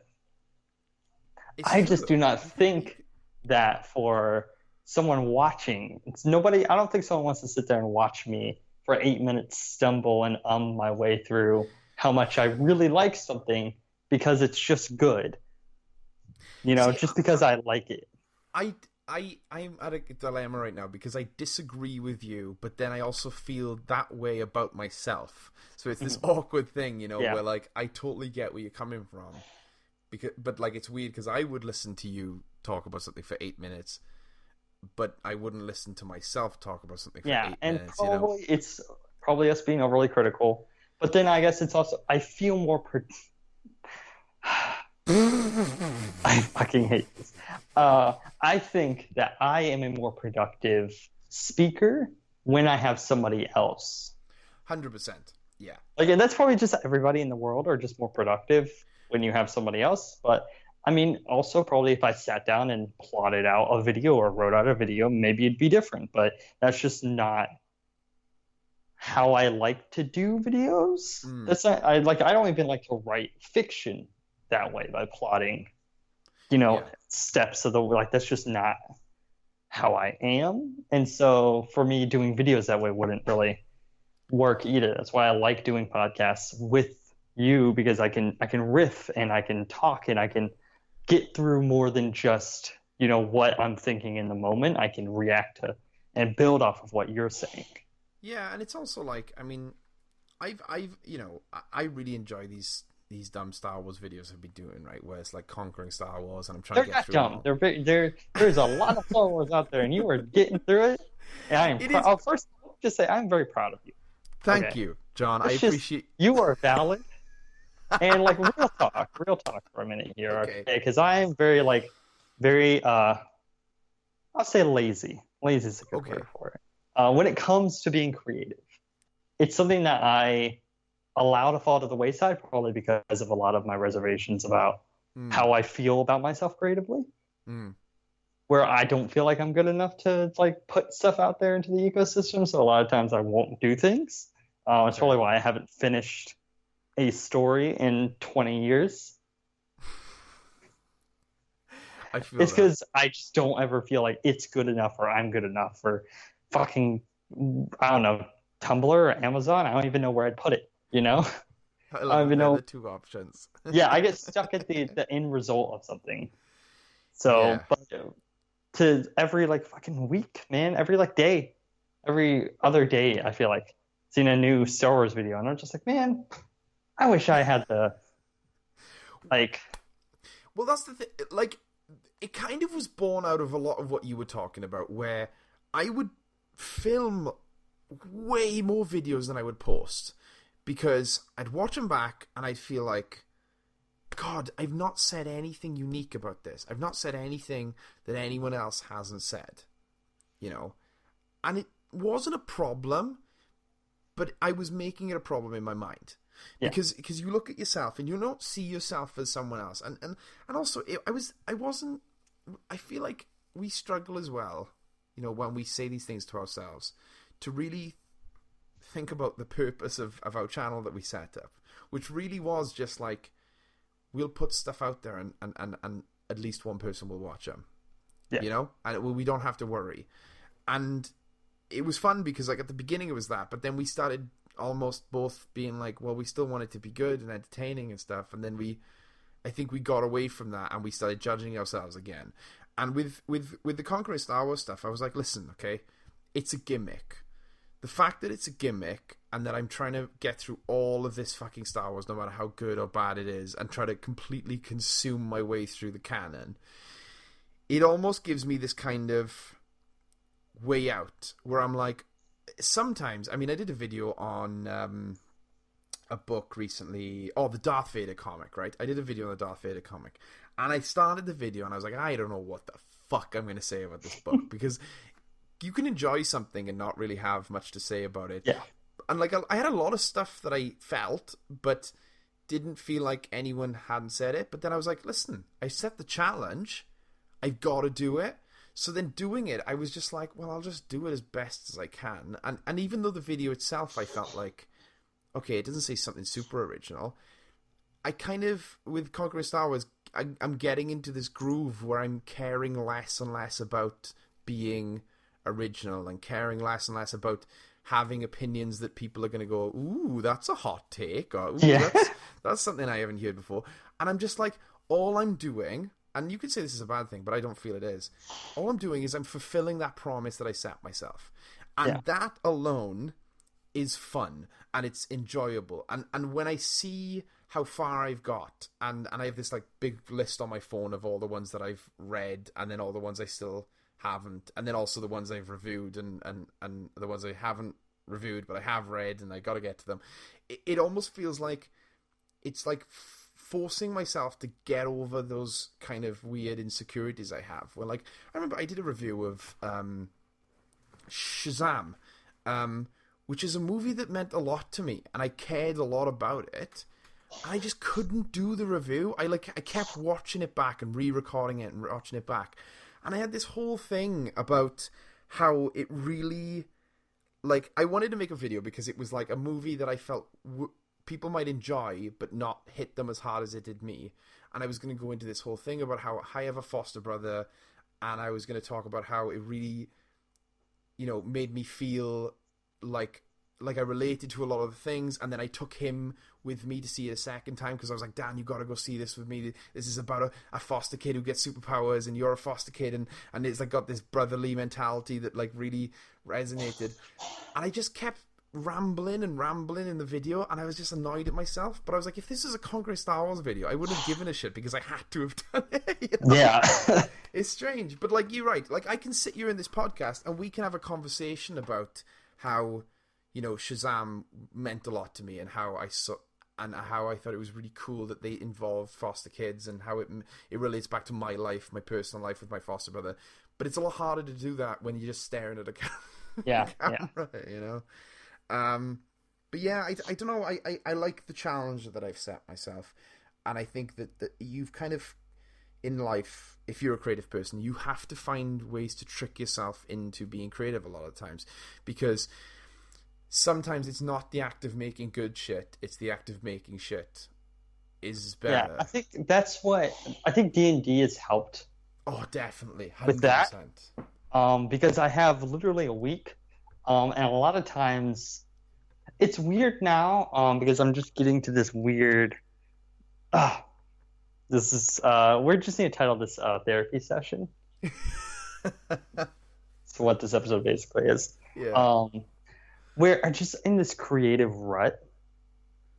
Okay. Where I'm just very confused about what I want to create. Of like writing, or the stories, the type of stories I want to tell. Because like D&D for a while was really great. Because like especially Dragon Heist. Yeah. Because I'm like, all right, cool. I have a basic structure I can follow, and then I can just riff off of there, whatever. And so playing with you guys and doing all this stuff, it was very much just making this thing our own. Mm. And now we're getting out of that into fully just stuff.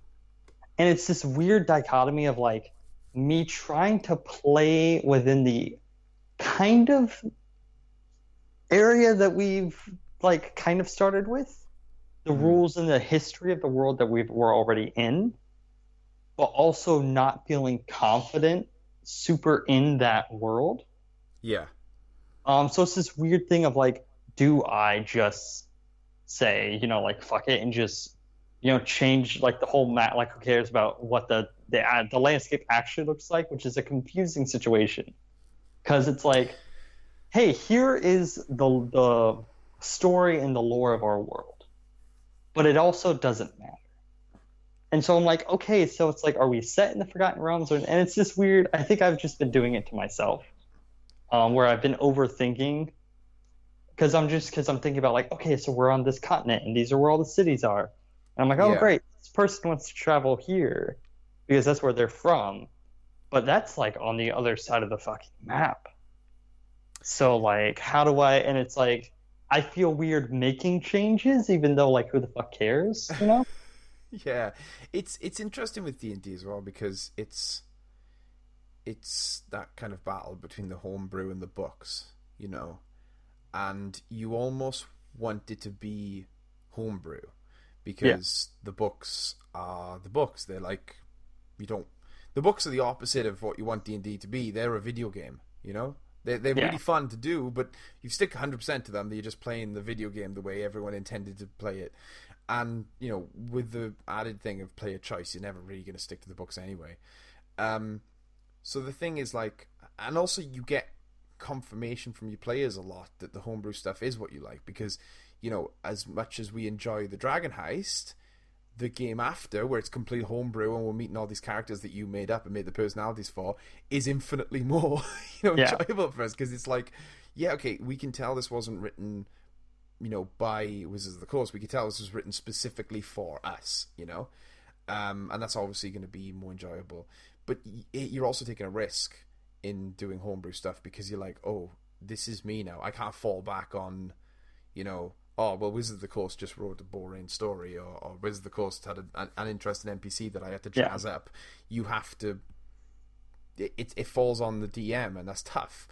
But I think that it's kind of a case of you know that all your players, if we're in this magical world where we get a full party, like all your players are there to have fun, and as much as D&D is a really good creative resource, it's also, we're not going to treat it like it's in the same way that I don't treat Critical Role like a piece of literature. It's like I don't look at Critical Role and be like, that's a plot inconsistency, or that dragged or whatever. I'm gonna be like, these people are enjoying themselves, and as long as they're enjoying themselves, and that's the thing. Like, I mean, Faerun is a really cool map, and the Sword Coast is awesome and stuff. But if we just turned around and said, okay, all the places that we've been in Faerun, they exist, but then everything else is just not there, and you move things around, and like you've talked a lot about developing your own world and developing your own law and the governments and stuff of your own thing. There's nothing at this point that will stop you just putting that in our world. We haven't that's mentioned been the internal debate of like trying to figure out the type of story that I want to tell. Because it was very much like, okay, like I just want to play D&D with my friends, like let's just play Dragon Heist. And as like I guess things have expanded, it was just me trying to figure out, like, okay, what type of campaign do I want to do? Yeah. And I think that's also been where, like, the confusion with just my writing has been, because my brain has been stuck in this swords and sorcery fantasy mode for so long. Yeah. That I've been trying to write, like, that type of stuff, and it just hasn't been working. I don't think. I mean, it might. This problem is I'm also like not feeling super confident in my writing either. Yeah. And so it's this weird like situation of, okay, well, if we had started completely homebrewed, I wouldn't have even done like this wouldn't have even been the type of world we would be in. Yeah. It'd probably be 100%. a lot more like different and weird and quirky, but we started with Dragon Heist. And so it is just me.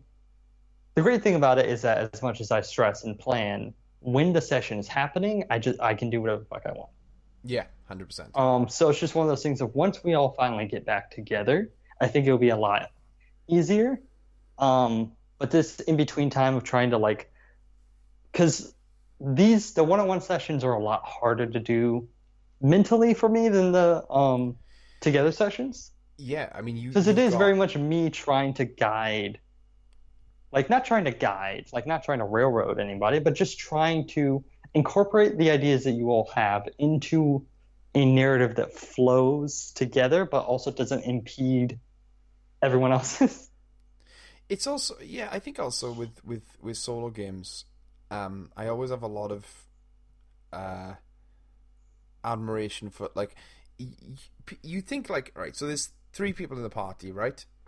And then you knock that down to two people in the party. Obviously there's a little bit less chatter because that third person's not there. There's a little bit less decision making because that person's not there. So obviously it's going to be a little bit harder for the DM because they have to be like fill that gap with NPCs or with plot points that are pushing the two players, forward. But when you drop down from two players to just the one player and then the DM, you're not just losing the one player, you're losing discussions, you're losing conversations, you're losing debates.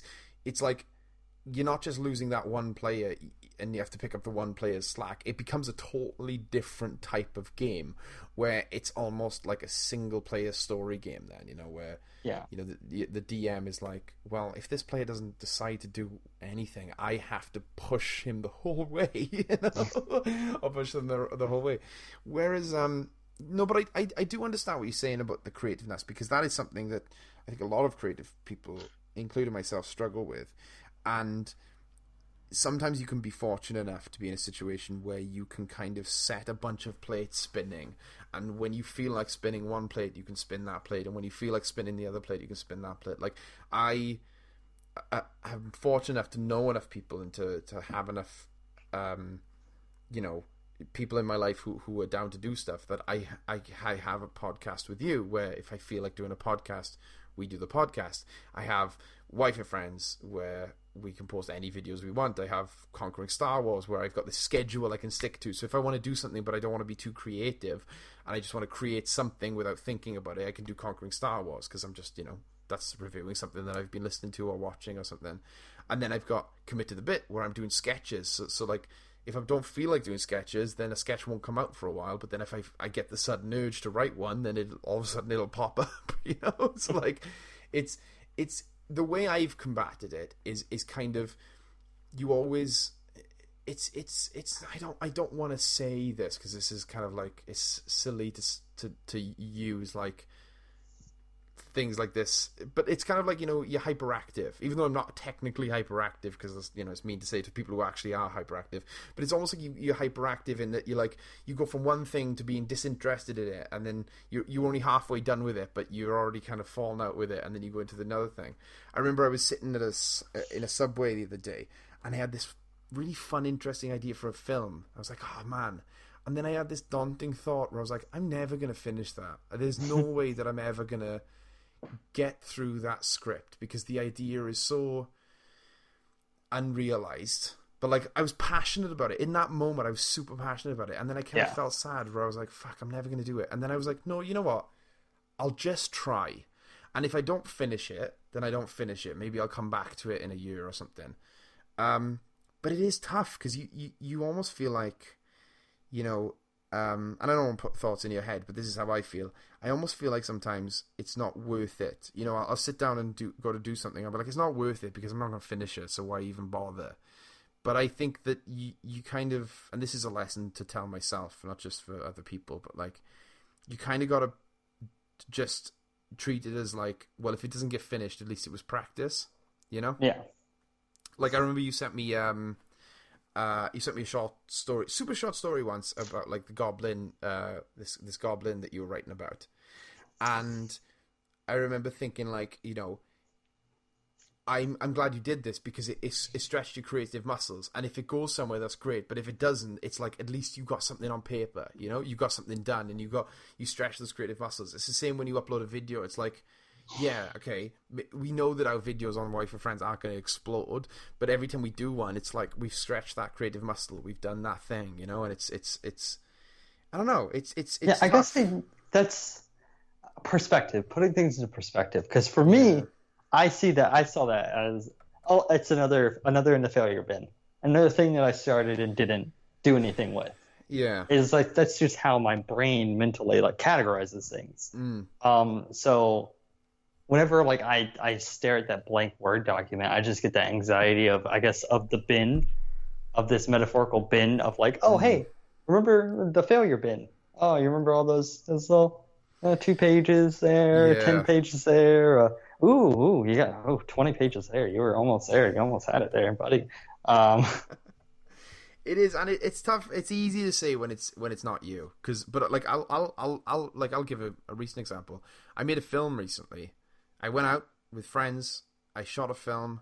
I made it. It wasn't written by me, but I directed it, and like it's done. I finished it. It's edited, beautifully edited, by Jessica Morris, and I'm just not happy with it, and it sucks because it's like, the thing that I always go, oh, I'm going to do this, and I never do it. I did it, and I don't like it.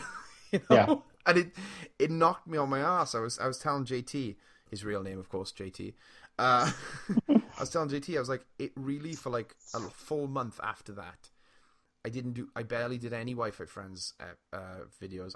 The only creative thing I was doing was D&D, because I was like, I don't have the confidence in myself to do anything else, because I finished something and I just didn't like it. Yeah. And I also really struggled with this because the people I made it with, and they're not going to listen to this, so I'm okay. That's why I'm saying this on the podcast. They don't know that. Like Jessica Morris knows that I'm not happy with it, but like the other people I made it with, they don't know that I'm not happy with it, and I don't want to tell them because, like, they put time and effort into it, and they turned up and they did their best, and it wasn't any of their fault. I wasn't passionate about it when I was making it, and it didn't turn out how I wanted it to turn out. And like, it's tough because it fucks you up, dude. Because it's like, shit, like I put the effort in, but I just had to push through. We did this stream with Commit to the Bit, and it was like the first time in ages where I'd felt like I did something fun and creative again, and actually put effort into something, and it paid off, and people really enjoyed it. So it was like, you got to find those moments, you got to find those creative moments where it takes you, and you prove to yourself that you can do it. Like, and it's tough, but like, that's the thing. It's easy to say just do it, but then I prove to myself that sometimes even when I do it, it doesn't always work out. And it's I think tough. it's not about. I think the lesson to be learned here. Oh, please give me a lesson, because we're both in this hole now, and we need a rope ladder. Even though, like, I'm not going to pretend that I have any more shit together than I did when we started. But just something to consider and think about. The lesson isn't to just do. Maybe the lesson is just to continue to keep moving forward. To keep getting up. Yeah. I mean, that's forward always. Oh, nice Luke Cage reference there. I try my best, I love that quote. But I'm just like, don't get stuck in the here or the past or of the failure bin or whatever. Just like, fuck that. Just keep moving forward and try new things. Work on just forward. And I think also the goal for me has shifted a little bit, because whereas I always used to say I want to just create things, but there was always the and I am quite attention seeking as well. I'll admit that. Okay. Like, I always like the idea of people giving me attention and giving the things I made attention, but like, I think you big daydreamer. Sorry? You big daydreamer, Yeah, daydream of like yeah, future plans? Because I have that problem where I yeah. think 5 years ahead or 10 years I ahead, whatever, and I'm just like have this idealized version of what's gonna happen or whatever. 100%, Yeah. 100%. And you also you daydream projects as well. You always go, oh fuck, I'd love to write this. Yeah. Or I'm I'd just love like, to oh make man, a. like when the end of this, like when this is all finished and like, oh, people are buying it, and when I do this interview about this part of the book, I'm gonna talk like about it. And it's like, what the fuck are you doing? Mm. So you really have to kind of push to enjoy just making the thing, Yeah. and releasing it is just a byproduct of that, and not really put so much stock in the releasing of the thing. You know, because some of my favorite things that I've ever made have been things that I really really enjoyed making, and then when it came out, I was like, cool, it's Yeah. out, that's fine. And then some of the things that I have my least fond memories of, I remember stressing so much about the release, and the reason is because it was the only fun part of it, you know. Yeah. You know, and that was kind of the thing, you know. When I was making this film, what I didn't realize and what I wish I realized is like, if I had just put my heart into it and really try to enjoy it, I think it would have turned out a lot better. Not because maybe that I would have affected the quality, although I'm sure it would have if I was more enthusiastic. It would have just, it wouldn't have been about the final product. It would have been about the creation, you know. And the film that I did post on Wi-Fi Friends a while ago, the one that I like was trying to edit and change and Yeah. stuff. When we were filming that, we had so much fun. We had so much fun, and I really enjoyed making it. And it was like frustrating for me because I couldn't get back to that headspace that we were doing when we were making it. And I think that Yeah. it really is just a headspace. It's not so much what you're writing or what you're doing. It's not so much like, oh, I'm not writing the right thing, I'm not making the right thing. It's just like, right, why am I doing this? Am I enjoying it? No, move on. You know, like try to. I don't know. But again, I say all this shit, but you know, I don't have the answer. Like these are just theories. I haven't figured it out yet, and I'm just trying to be. I'm just trying to be happy. You know, I think that's the that's the main thing. Yeah. Just trying to be as happy as possible. Like going back to the movie yesterday, they do this interesting thing in the film where the conclusion, spoilers for the movie yesterday. Please say, if anyone in the comments, please say if you don't want me to spoil it, because it won't it won't affect this unless John is going to come up and defend you. No, I don't fucking No, care. okay, I'll spoil it.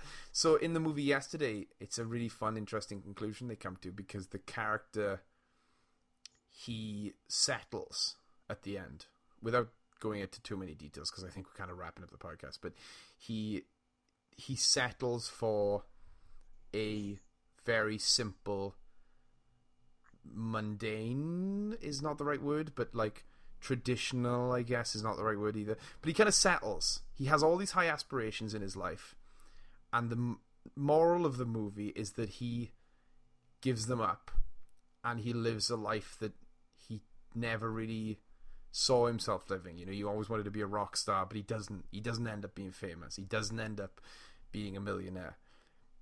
But he loves it, and he like Yeah. enjoys it, and it gives him happiness in a way that the things he was pursuing never did.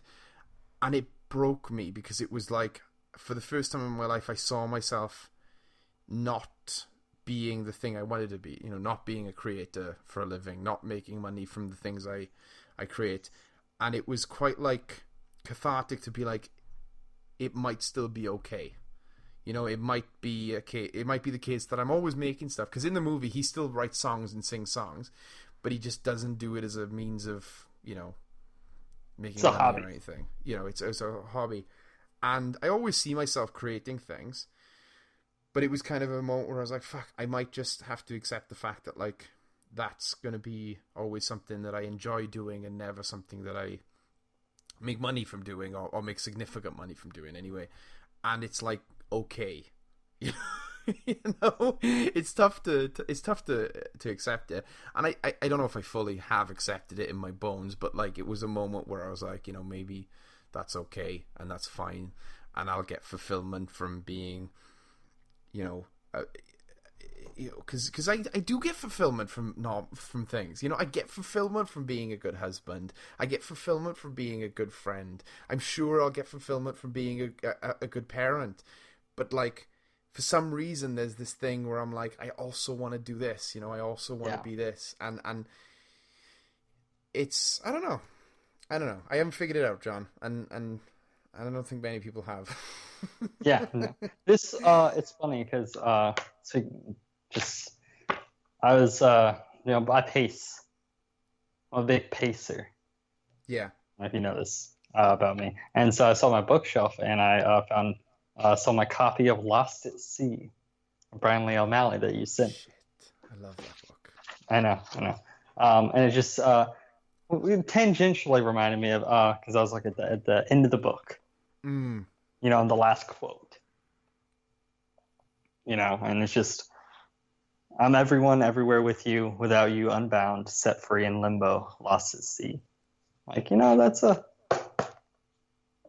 pretty good explanation for where we are for this podcast.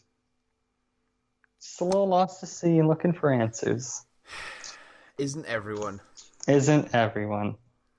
I think that, yeah.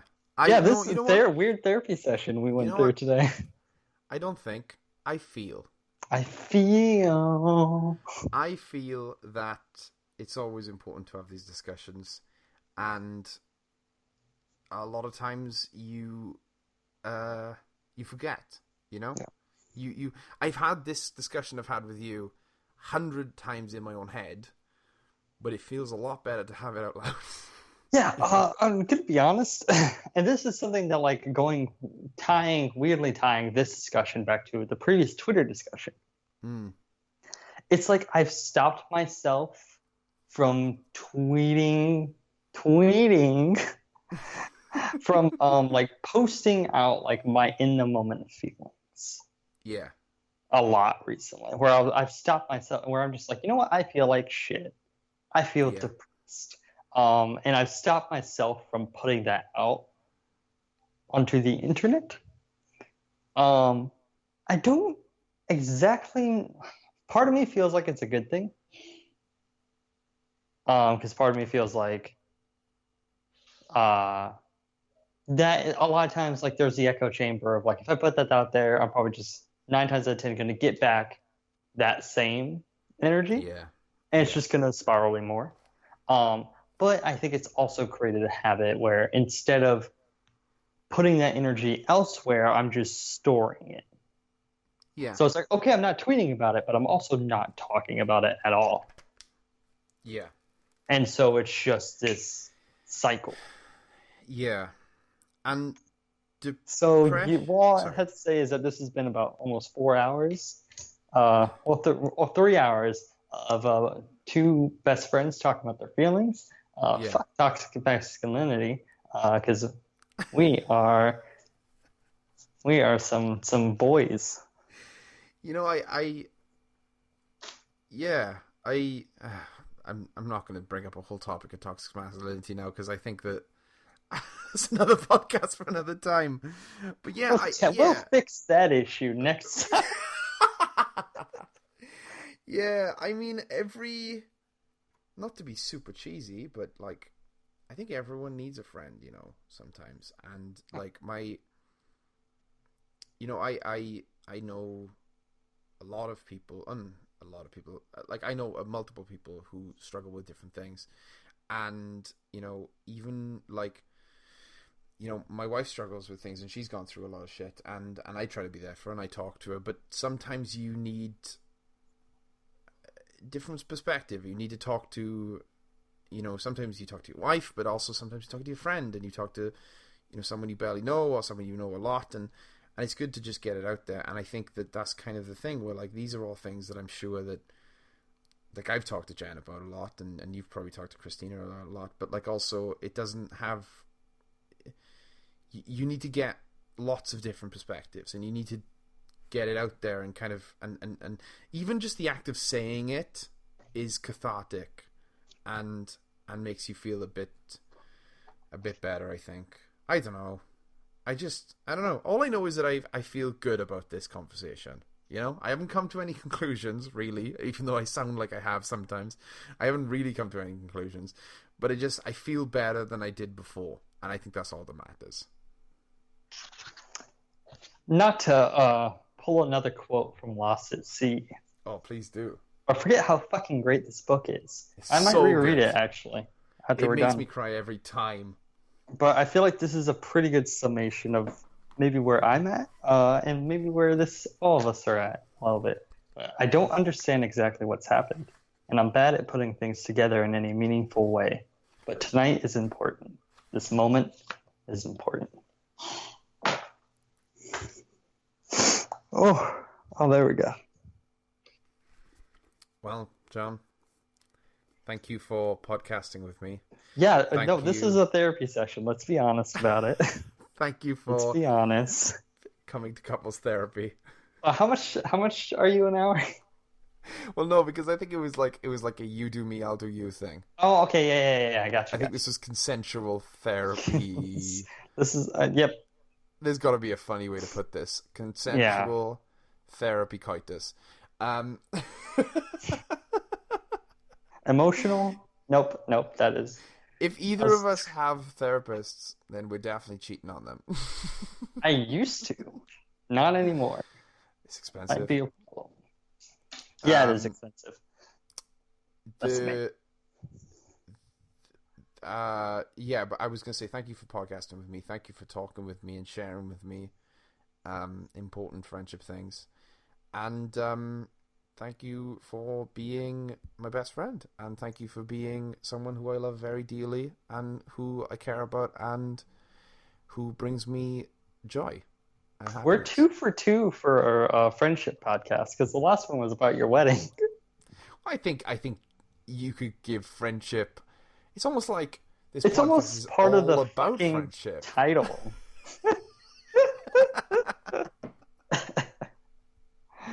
Oh. Yeah, but yeah. Yeah, okay, we've already done an outro about 4 times. God damn it. I'm not gonna say goodbye to the people listening because I don't know if anyone else listening, so I'm just gonna say goodbye to you and I'm gonna say that I love you and I hope that things are better, I guess. Sometimes. Only sometimes. Sometimes. I like that sentiment. Get well sometimes. Sometimes. I think bad times are healthy. Sometimes. You know, if this episode isn't called therapy, it's going to be called sometimes. Sometimes. Or feelings.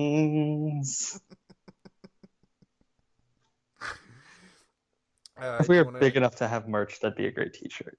It would. You know what? We should just make t-shirts. Just a white t-shirt with black print, which is feelings. I don't know if this is really thematically appropriate, but like, I think I might. Should we keep the logo as the pride flag? Oh yeah, no, I was hoping that we were just gonna keep it that way. Yeah. Because, like, I did that as, like, a seasonal thing, but, like, it's way more exciting than the normal. Yeah, I like it, too. And I also hate the like, okay, wow, we're getting on a tangent. Okay, last tangent before we leave. I hate the corporations forget about, like, the LGBTQ community when Pride Month ends. That's all. Yes, I get what you're saying. They immediately are just like, okay, fuck you guys, bye. Like... I think, though, I wanna make sure that people know that it's, like, coming from a place of respect. Yes. Like, I'm not, I'm fully aware that, like, that flag means a lot to people, but I just think it's nice, it's inviting, and it also shows right up front that we're just like, hey, everyone's welcome. But mostly John is welcome. Yeah, I'm the only valid one. You're valid, John. And everyone else listening is valid. And let's end the show for the 5th time today. Yeah. Oh, jeez. You know what? Let's just keep going. It's fucking what o'clock? It's 5 o'clock in the morning, bitch. Yeah, boy. Let's keep going. Yeah, it's John, will you please, if you're okay to give us the John Sick outro. God, I've read 2 fucking quotes today. You want me to make up something off the top of my head? All right. I think I'm an improv All right. master. Let me grab the first book I see, and I'll do it. Okay. So while I'm finding a page, you say whatever you wanted to say at the end. Oh.